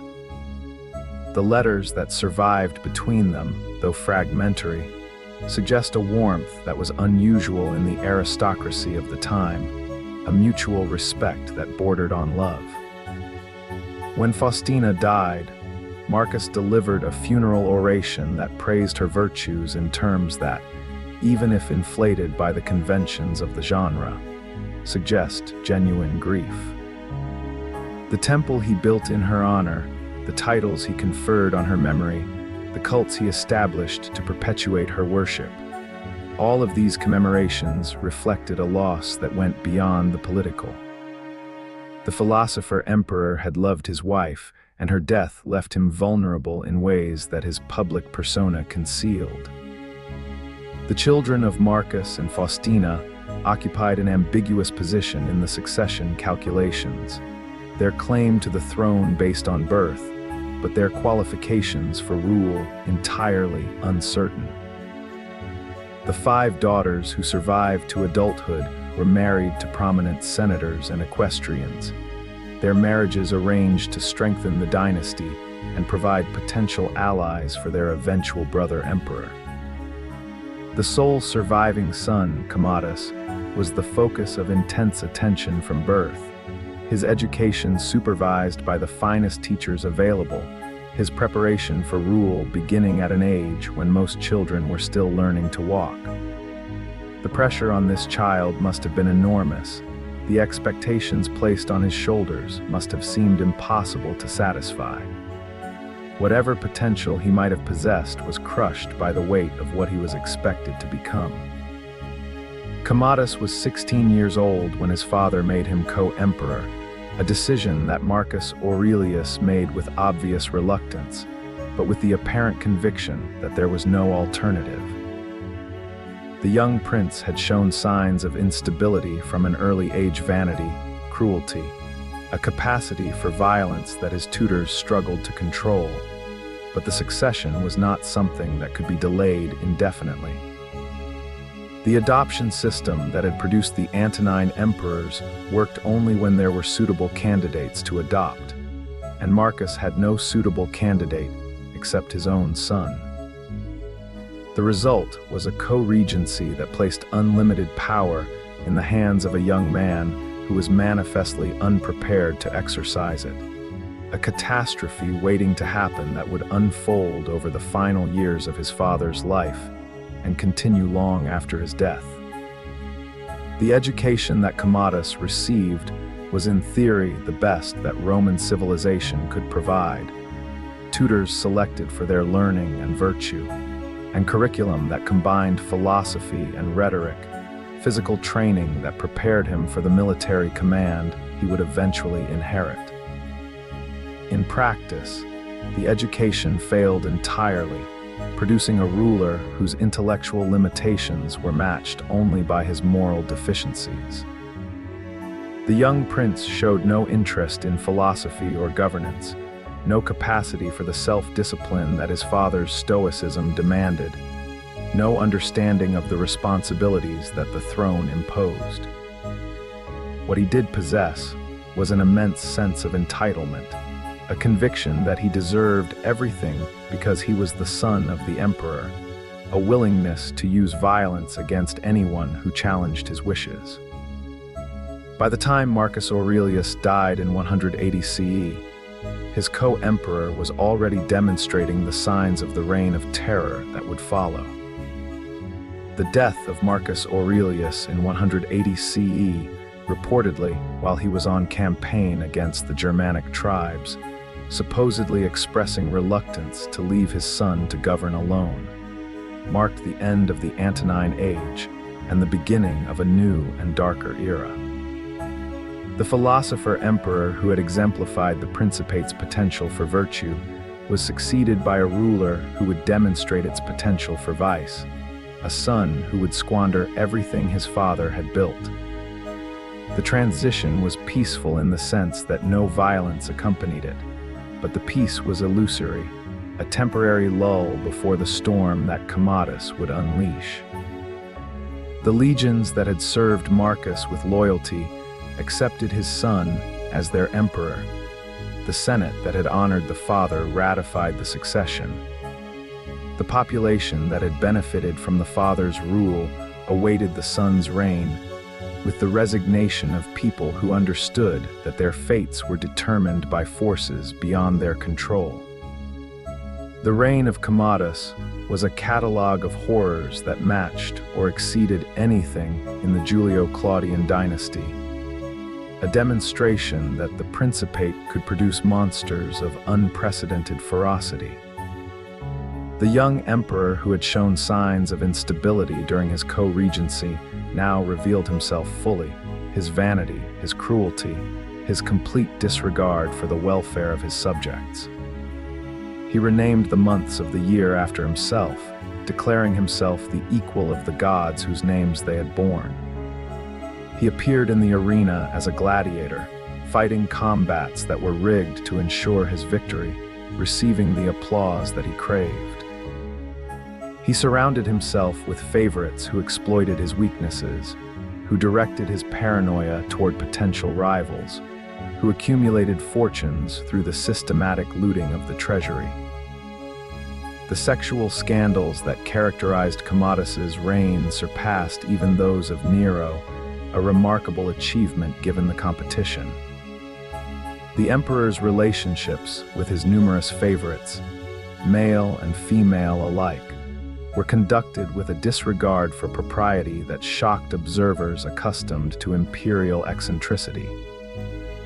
The accusations that he had violated the marriage beds of senators, that he had forced freeborn Romans to submit to his desires, that he had transformed the imperial palace into a brothel.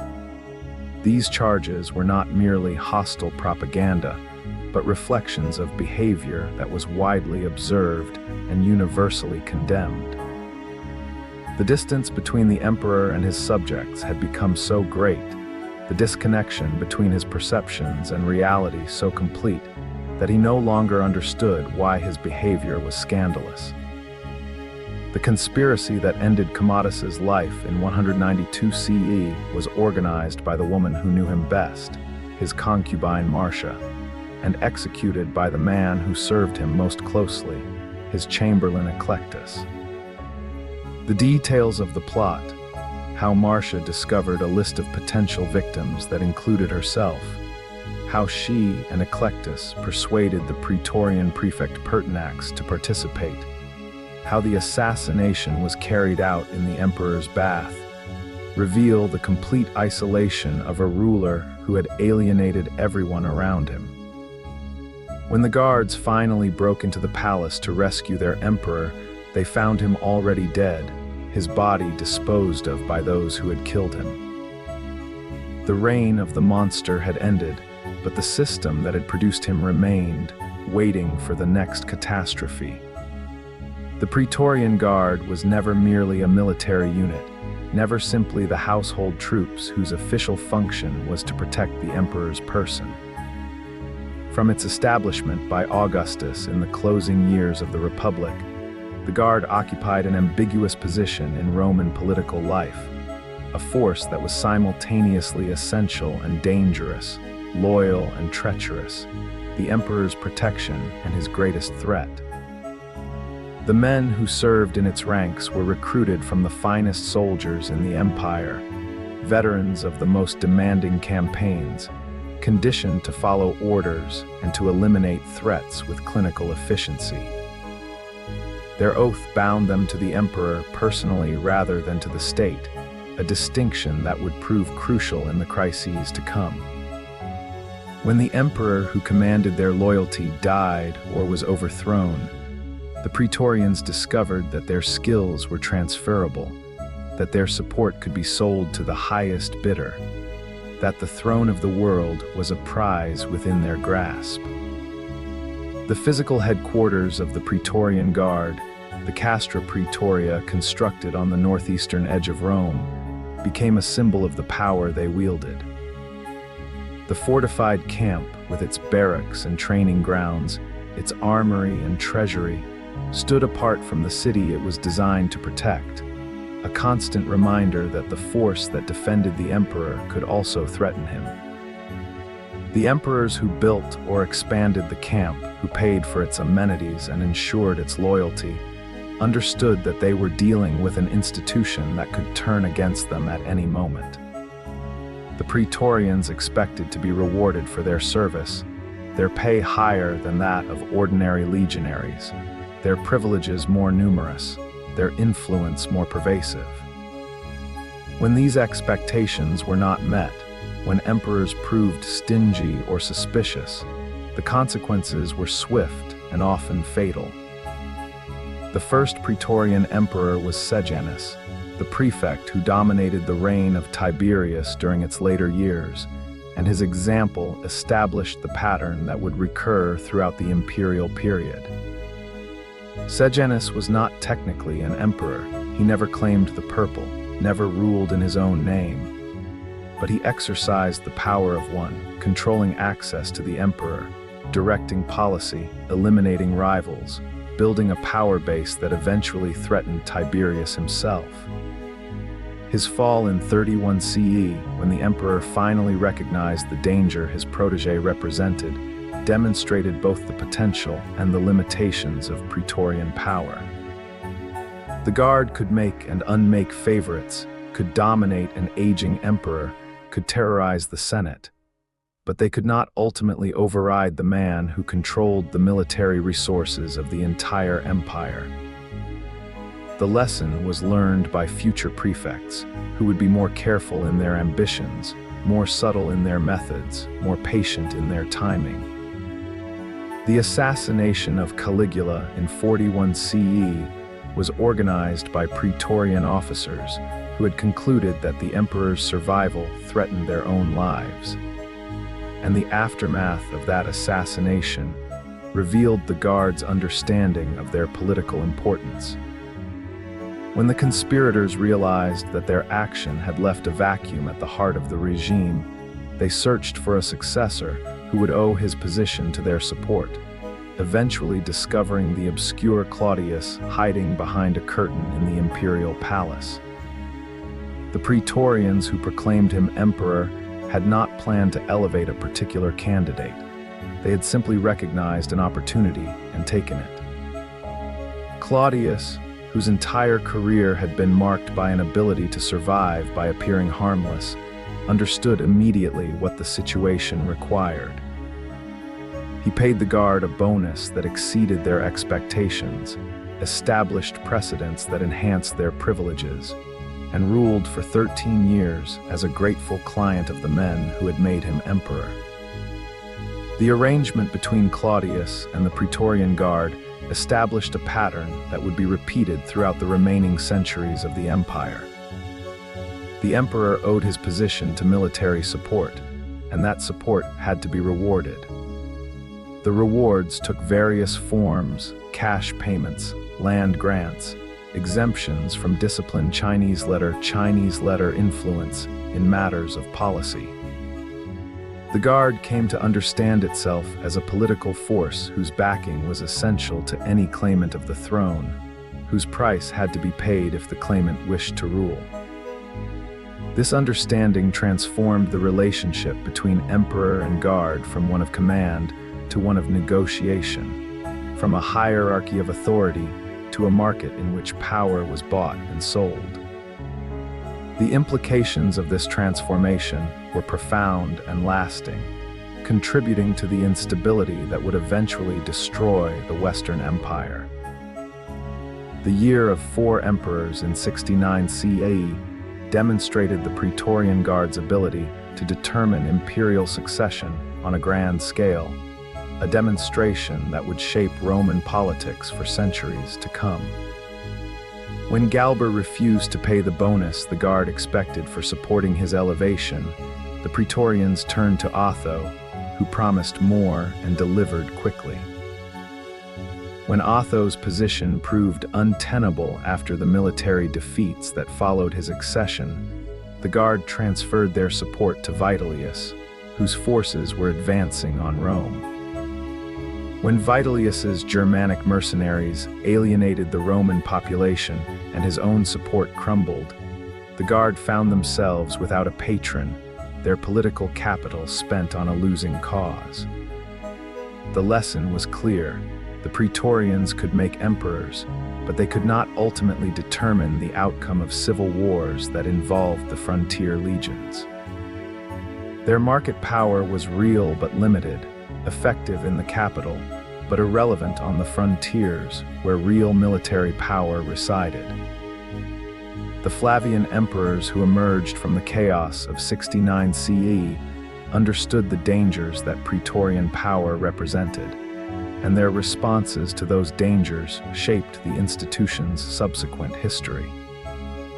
Vespasian, who had spent his career in the legions rather than the palace, had no natural base of support among the urban Guard, and he compensated by creating alternative military forces that could counterbalance Praetorian influence. His son Titus, who commanded the legions that conquered Jerusalem, brought back veteran soldiers who could be relied upon to support the dynasty. The Praetorian Guard was not abolished; its function remained essential, but its privileges were curbed, its influence reduced, its ability to determine imperial succession neutralized. The Flavians ruled for nearly 3 decades, a stability that the Julio-Claudians had never achieved, in part because they understood the military realities that underlay imperial politics. The return of instability under the later dynasties restored the Praetorian Guard's political significance, as emperors who lacked independent military support found themselves dependent on the Guard for their survival. The assassination of Commodus in 192 CE was organized by the palace staff rather than the Praetorians. But the Guard played a crucial role in the succession that followed, selling their support to Didius Julianus in an auction that made explicit what had previously been implicit. The soldiers who broke into the imperial palace after Commodus's death offered the throne to the highest bidder, and Julianus won with an offer that exhausted the treasury and bankrupted his reign. The Chinese letter that made him emperor lasted only 66 days before he was murdered by soldiers who had not been included in the distribution of rewards. But the precedent he established was more lasting. The purple could be purchased, and the Praetorians were the merchants who controlled the market. The significance of this development extended far beyond the immediate crisis of 193 CE. The Praetorian Guard had always been dangerous, always capable of turning against the emperor they were supposed to protect, but their interventions had previously been reactive, responses to perceived threats or opportunities created by others. The auction of 193 CE was something new, an Chinese letter assertion of the Guard's political power, a demand that the price of imperial office be paid to the men who controlled the capital. Future emperors would learn that they could not take their position for granted, that the guards who protected them also threatened them, that the throne of the world could be lost as easily as it was gained. The psychological impact of this knowledge transformed the relationship between emperor and army, creating a dynamic of suspicion and counter-suspicion that would characterize the remaining centuries of the Western Empire. The Praetorian Guard reached the height of its power during The Chinese letter of the 3rd century, when the constant turnover of emperors gave the Guard repeated opportunities to sell their support. The barracks that Augustus had established on the edge of Rome became a power center rivaling the palace itself, its commanders political figures of the first importance, its decisions capable of determining the fate of the empire. The emperors who emerged from this period were often the creatures of the Guard, men who had purchased their positions with promises they could not keep, whose reigns lasted only until a rival made a better offer. The Praetorians had become not protectors but rulers, not servants of the emperor but his masters, and the system they had come to dominate was collapsing under the weight of their demands. The reforms of Diocletian and Constantine addressed the Praetorian threat directly, reducing the Guard to a ceremonial force while creating new military structures that distributed power more widely. The Praetorian prefect, once the most powerful figure in the imperial administration, was transformed into a civil official with no military command. The legions that defended the empire were stationed on the frontiers, far from the capital, their commanders appointed by the emperor and rotated frequently to prevent the accumulation of independent power. The court that Constantine established at Constantinople was designed to be independent of the old Roman institutions, a new beginning that would not repeat the mistakes of the past. The Praetorian Guard that had made and unmade emperors for nearly 5 centuries was reduced to a memory, its legacy preserved in the cautionary tales that warned future rulers about the dangers of military power. Yet the lesson that the Praetorians taught was not merely about guard units or palace politics. It was a lesson about the fundamental problem of imperial power, about the impossibility of concentrating supreme authority in single hands without creating the conditions for its abuse. The guards who auctioned the empire in 193 CE were responding to incentives that the system itself had created, behaving in ways that the structure of imperial power made rational. The emperors who paid their prices, who promised rewards they could not deliver, who were overthrown by the same men who had made them. These men were victims of a system that no one could control, participants in a game whose rules guaranteed that someone would lose. The Praetorian price was the price of empire itself, the cost of a political arrangement that concentrated all power in a single pair of hands and then gave those hands to whoever could pay for them. In the marble halls of the imperial palace, where the decisions that shaped the Mediterranean world were made, there existed a power structure that official history rarely acknowledged. The emperors who sat on the throne of the world, whose portraits appeared on coins and whose names were invoked in daily prayers, were not solitary figures wielding absolute authority. They were men embedded in networks of family obligation, sexual manipulation, and emotional dependency that constrained their freedom of action in ways that the constitutional fictions of the Principate could not conceal. The women who navigated these networks, the wives and sisters, mothers and mistresses who influenced Roman emperors, wielded a power that was unofficial but often decisive, illegitimate but frequently decisive in determining the fate of empires. Their stories reveal a dimension of Roman political life that the male sources preferred to obscure, the recognition that behind every great man stood a woman who shaped his decisions, whose ambitions intertwined with his, whose survival depended on his success or failure.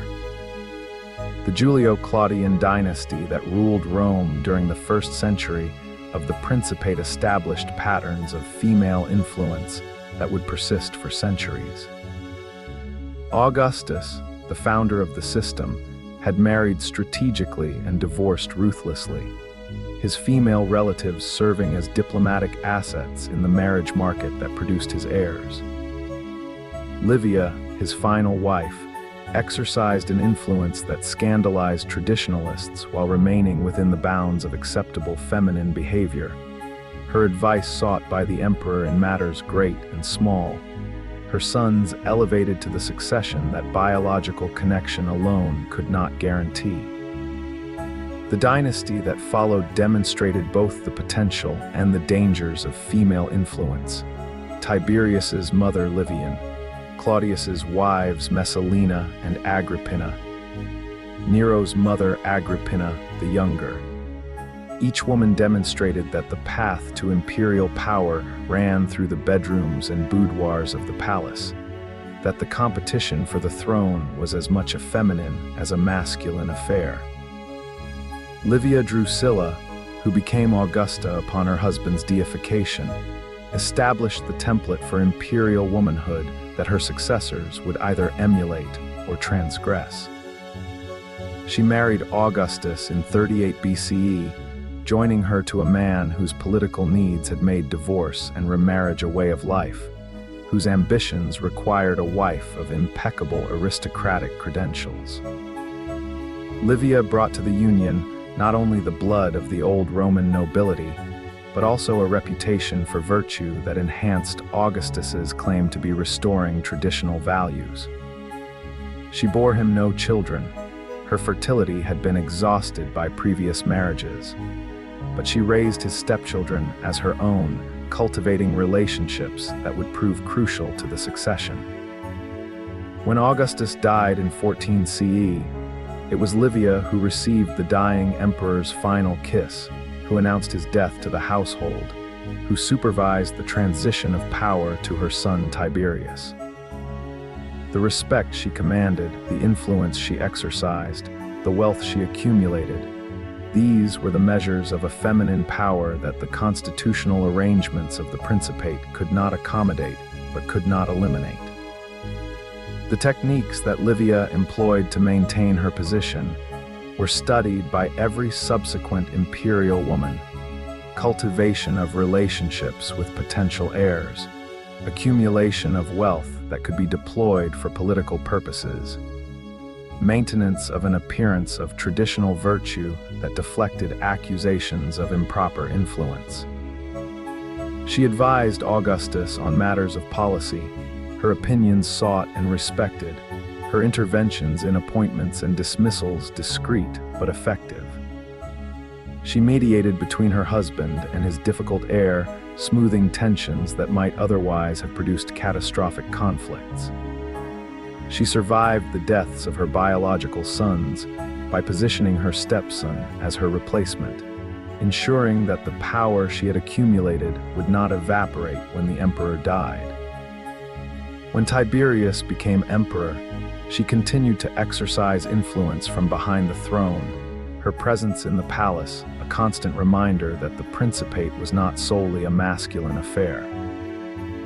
The legacy of Livia's example was double-edged. She demonstrated that imperial women could exercise genuine power without violating the gender conventions that governed Roman society, that the appearance of submissive femininity could coexist with the reality of political influence. But she also established expectations that her successors would find impossible to meet, standards of feminine behavior that would be invoked to condemn later women who stepped beyond the bounds of acceptable conduct. The sources that record her life are uniformly favorable, shaped by the propaganda of a dynasty that wished to present its female members as virtuous helpers rather than ambitious schemers. The reality, as always, was more complicated. Livia was a political actor of considerable skill, a woman who understood the limitations of her position and worked within them to achieve goals that she could not publicly acknowledge. The marriages that Claudius contracted during his reign revealed the extent to which imperial women could influence the political process, for better or for worse. His union with Messalina, contracted when both were young and seemingly suited to each other, produced the heirs that the dynasty required and established a precedent for feminine influence that would prove catastrophic. Messalina was only 15 when she became empress, a teenager thrust into a position of unprecedented power, her behavior shaped by the courtiers who sought to exploit her influence and the guards who protected her position.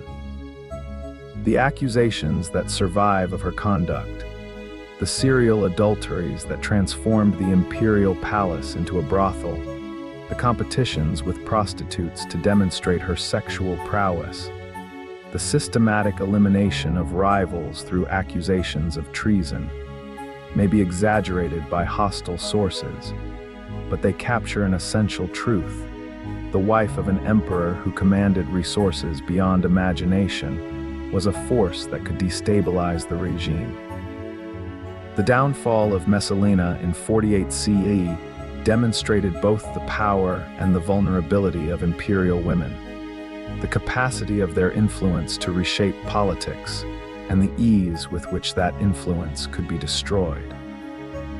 Claudius discovered, or was persuaded to believe, that his wife had contracted a marriage with her latest lover while the emperor was absent from Rome, a transgression that violated every norm of marital and political behavior.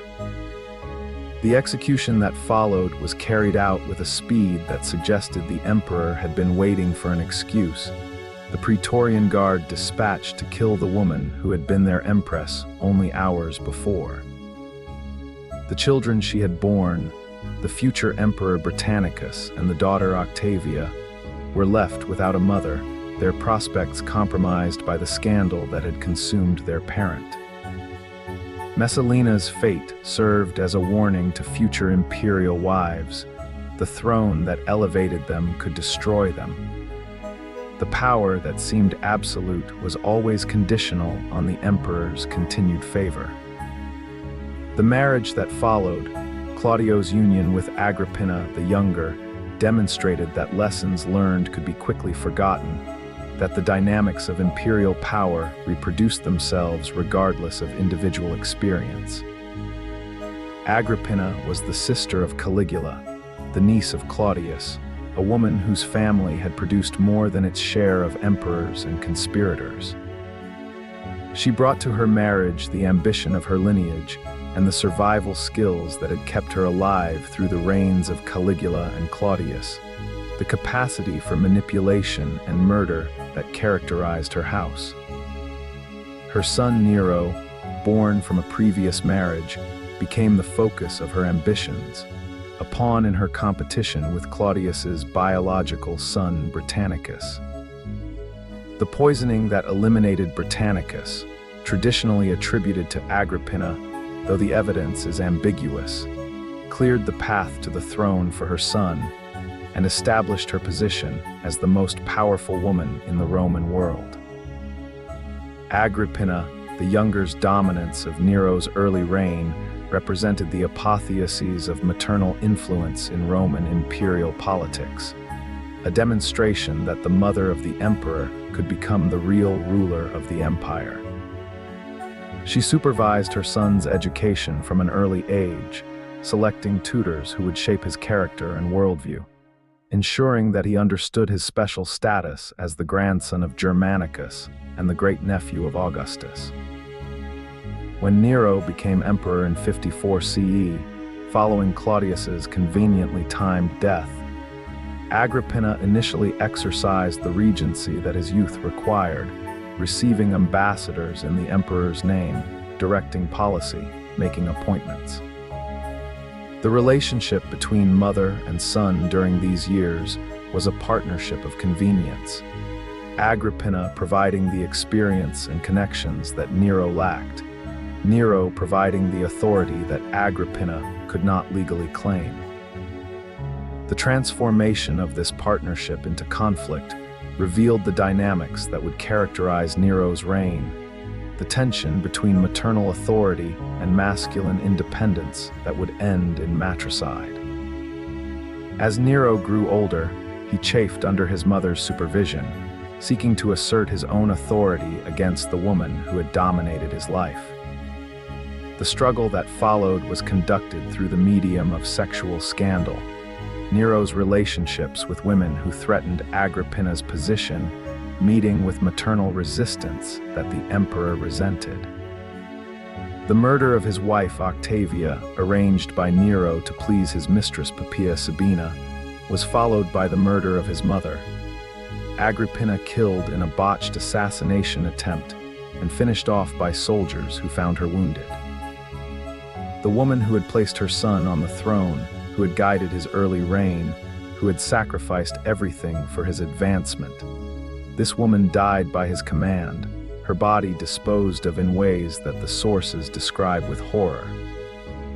The legacy of Agrippina's influence extended beyond her death, shaping the course of Nero's reign in ways that the emperor himself may not have recognized.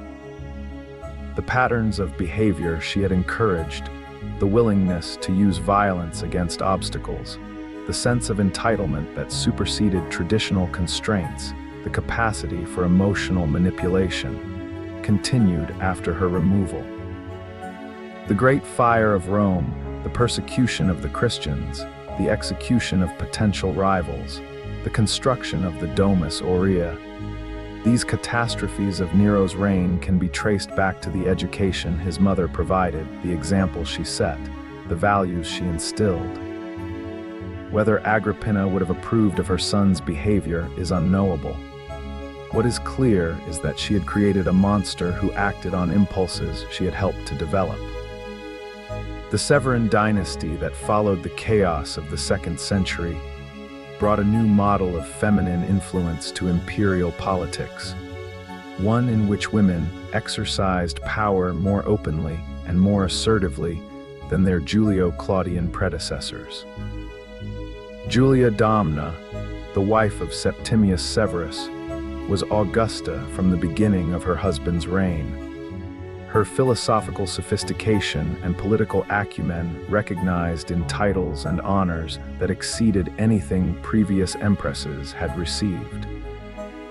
She accompanied her husband on military campaigns, advised him on matters of policy, maintained a court that rivaled the emperor's in prestige and influence. When Septimius died in 211 CE, it was Julia who ensured the succession of her sons Caracalla and Geta, who attempted to mediate the rivalry between them, who failed to prevent the murder of the younger son by his elder brother. The subsequent empresses of the Severan dynasty demonstrated both the potential and the dangers of feminine influence at the highest levels. Julia Maesa, the aunt of Julia Domna, engineered the overthrow of Elagabalus and the accession of her grandson Alexander Severus, establishing a regency that combined traditional feminine influence with unprecedented family control. Julia Mamaea, Alexander's mother, exercised power more directly than any previous imperial woman, directing policy, managing appointments, reigning alongside her son in all but name.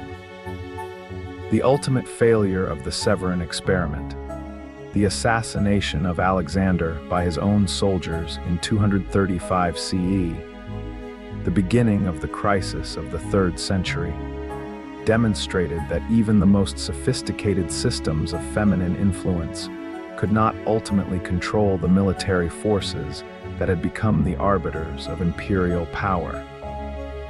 The women who ruled through Rome's most notorious emperors revealed a fundamental truth about the Principate.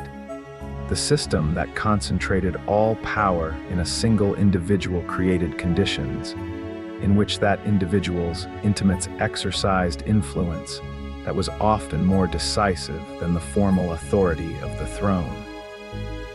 The mothers and wives, sisters and mistresses who shaped imperial decisions were not merely accessories to masculine power, but actors in their own right, pursuing goals that intersected with, but were not identical to the goals of their male relatives.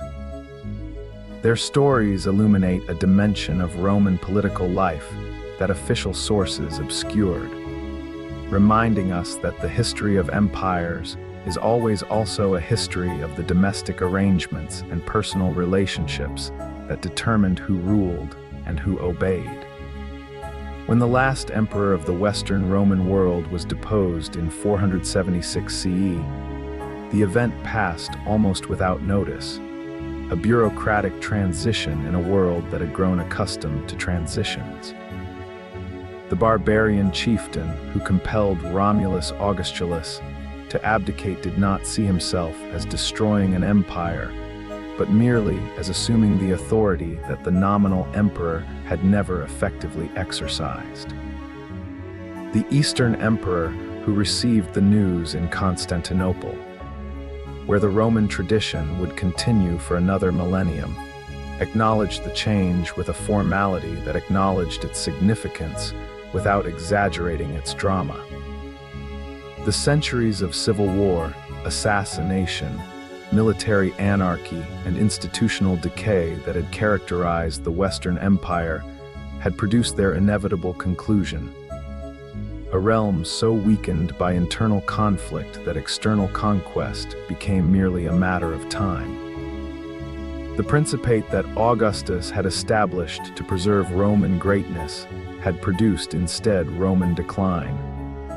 A demonstration that the concentration of supreme power in single hands created conditions for the destruction of everything that power was meant to protect. The fundamental flaw in the Augustan settlement was never quite apparent to those who lived under it, obscured by the apparent success of the first 2 centuries of imperial rule. The system that concentrated all authority in a single individual, that depended for its stability on the qualities of whoever occupied the throne, that provided no constitutional mechanism for legitimate succession. Such a system was inherently unstable, a fact that became clear only in retrospect when the accumulated consequences of its design had produced catastrophe. The emperors who ruled during the Pax Romana were by and large competent men whose personal qualities enabled the system to function despite its structural weaknesses. When the supply of competent emperors failed, when the military and political pressures of the 3rd century produced rulers who were corrupt, paranoid, or merely inadequate, the system's weaknesses became fatal. The Principate had always been a lottery, but the stakes of the lottery had never been higher. The accumulation of supreme power in the hands of a single individual created psychological dynamics that corrupted even rulers who began with the best intentions.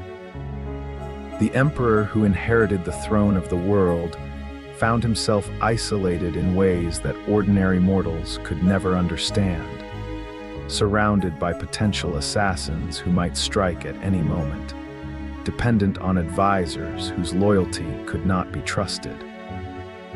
The precautions that security demanded, the guards, the informers, the system of surveillance that monitored even the highest officials, created an environment of paranoia that warped judgment and destroyed the capacity for trust.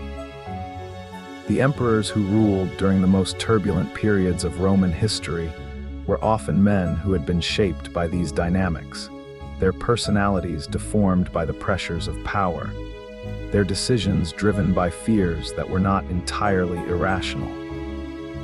The tyrant who ordered the execution of senators who posed no threat was responding to a reality that the throne created, even if his responses exceeded what that reality required. The relationship between the emperor and the army that supported him transformed Roman politics from a system of competitive elections into a market for military support. The legions that defended the frontiers learned that their backing could make and unmake emperors, that the rewards for supporting a successful contender exceeded anything they could expect from ordinary service. The generals who commanded these legions learned that the road to the purple lay through military success, that the army's loyalty could be purchased with promises that the eventual emperor would be bound to keep. The Praetorian Guard in Rome learned that their position near the center of power gave them leverage that frontier commanders could not match, that the auction for imperial support was won by whoever could pay the highest price. These dynamics transformed the Roman state into a mechanism for extracting resources from the productive population, distributing those resources to the military forces whose support was essential for survival. The empire that had once conquered the world became an empire that consumed itself. The economic consequences of this transformation were severe and ultimately fatal. The constant civil wars drained resources that might have been invested in productive enterprise, forcing emperors to debase the currency, increase taxation, and confiscate the wealth of anyone suspected of concealing funds.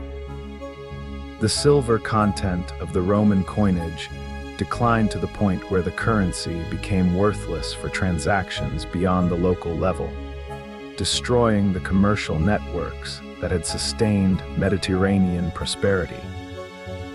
The taxation burden fell most heavily on the peasants who worked the land, whose production fed the armies that fought the civil wars, whose labor supported the entire edifice of Roman civilization.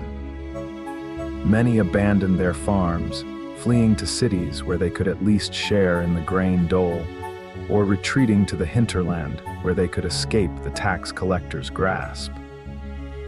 The agricultural base that supported Roman civilization was eroding, and with it, the economic foundation of imperial power.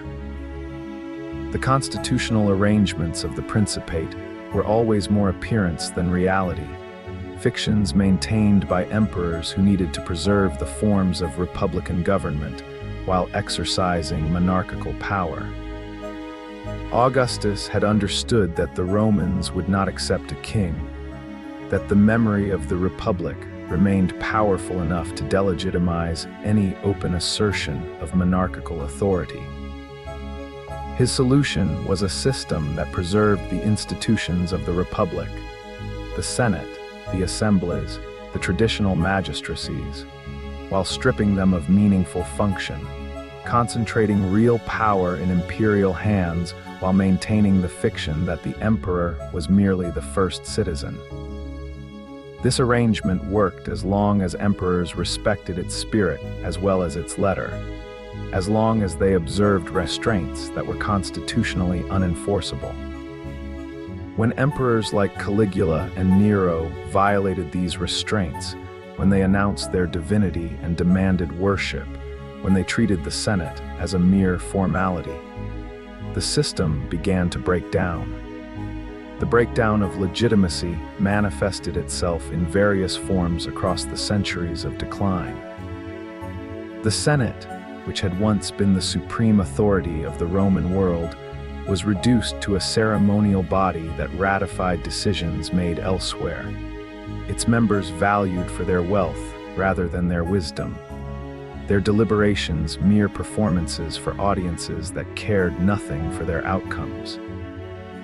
The armies that had once been instruments of national defense became factions in civil wars, their loyalty available to whoever offered the best terms, their commanders competing for the privilege of imperial murder. The provincial populations, exhausted by taxation and pillage, began to view the empire as an external threat rather than a source of protection, welcoming invaders who promised relief from the burdens of Roman rule. The unity that Augustus had achieved, that had been maintained through the crises of the 2nd century, dissolved into a patchwork of competing states, each claiming the Roman heritage while denying it to rivals.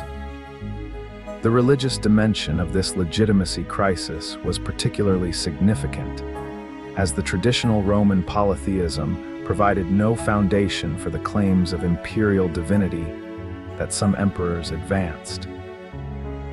The cult of the emperor, which had worked reasonably well during the early centuries of the Principate, became problematic when emperors demanded worship that the traditional gods did not require.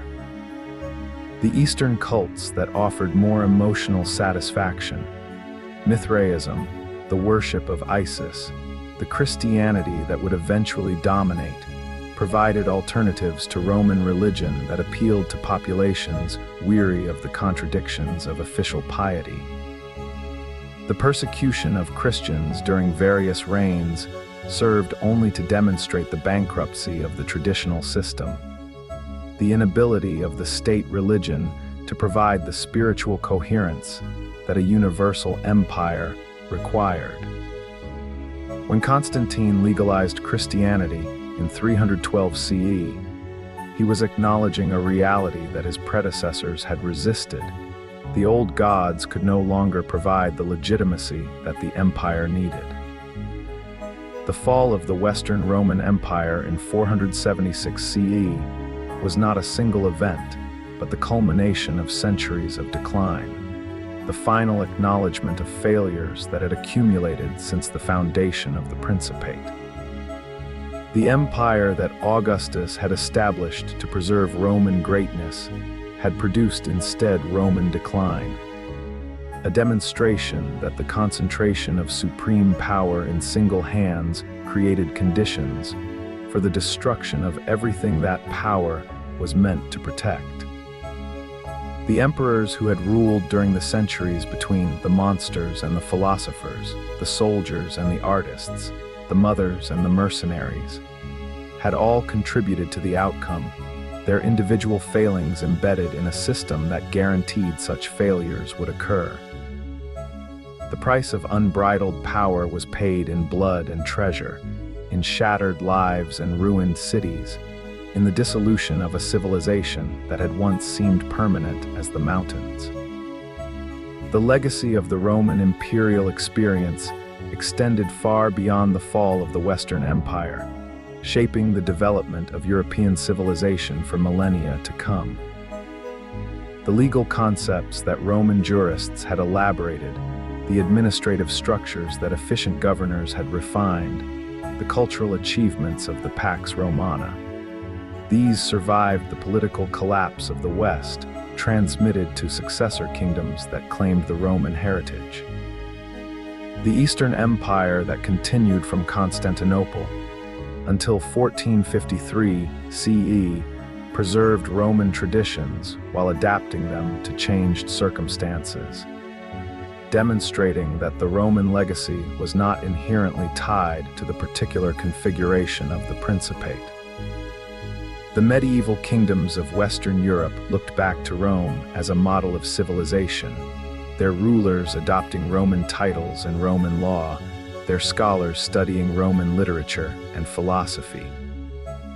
The empire that had fallen was not really gone. It had transformed into something new, its legacy embedded in the cultures that emerged from its ruins. The lesson of Roman imperial history, the the lesson that the Principate taught through its failures is one that rulers and philosophers have debated ever since. The concentration of supreme power in single hands creates conditions for the corruption of those hands, transforming decent men into monsters and brilliant rulers into paranoid wretches. The system that Augustus created to preserve Roman greatness instead produced Roman decline, a demonstration that political arrangements cannot overcome human nature, that structures of power will inevitably be shaped by the psychological dynamics they create. The emperors who turned on each other, who were turned upon by their guards, who destroyed everything they touched, these men were not aberrations but products of a system that was designed to produce exactly the outcomes it did. The price of unbridled power was everything, and in the end, there was nothing left to pay.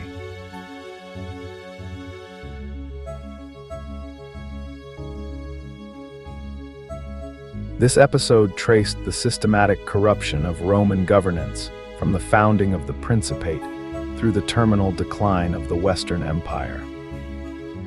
It examined how the concentration of supreme power in individual hands created conditions for abuse, how the absence of legitimate succession mechanisms transformed the imperial title into a death warrant, and how the very institutions that enabled Roman conquest became instruments of civilizational suicide.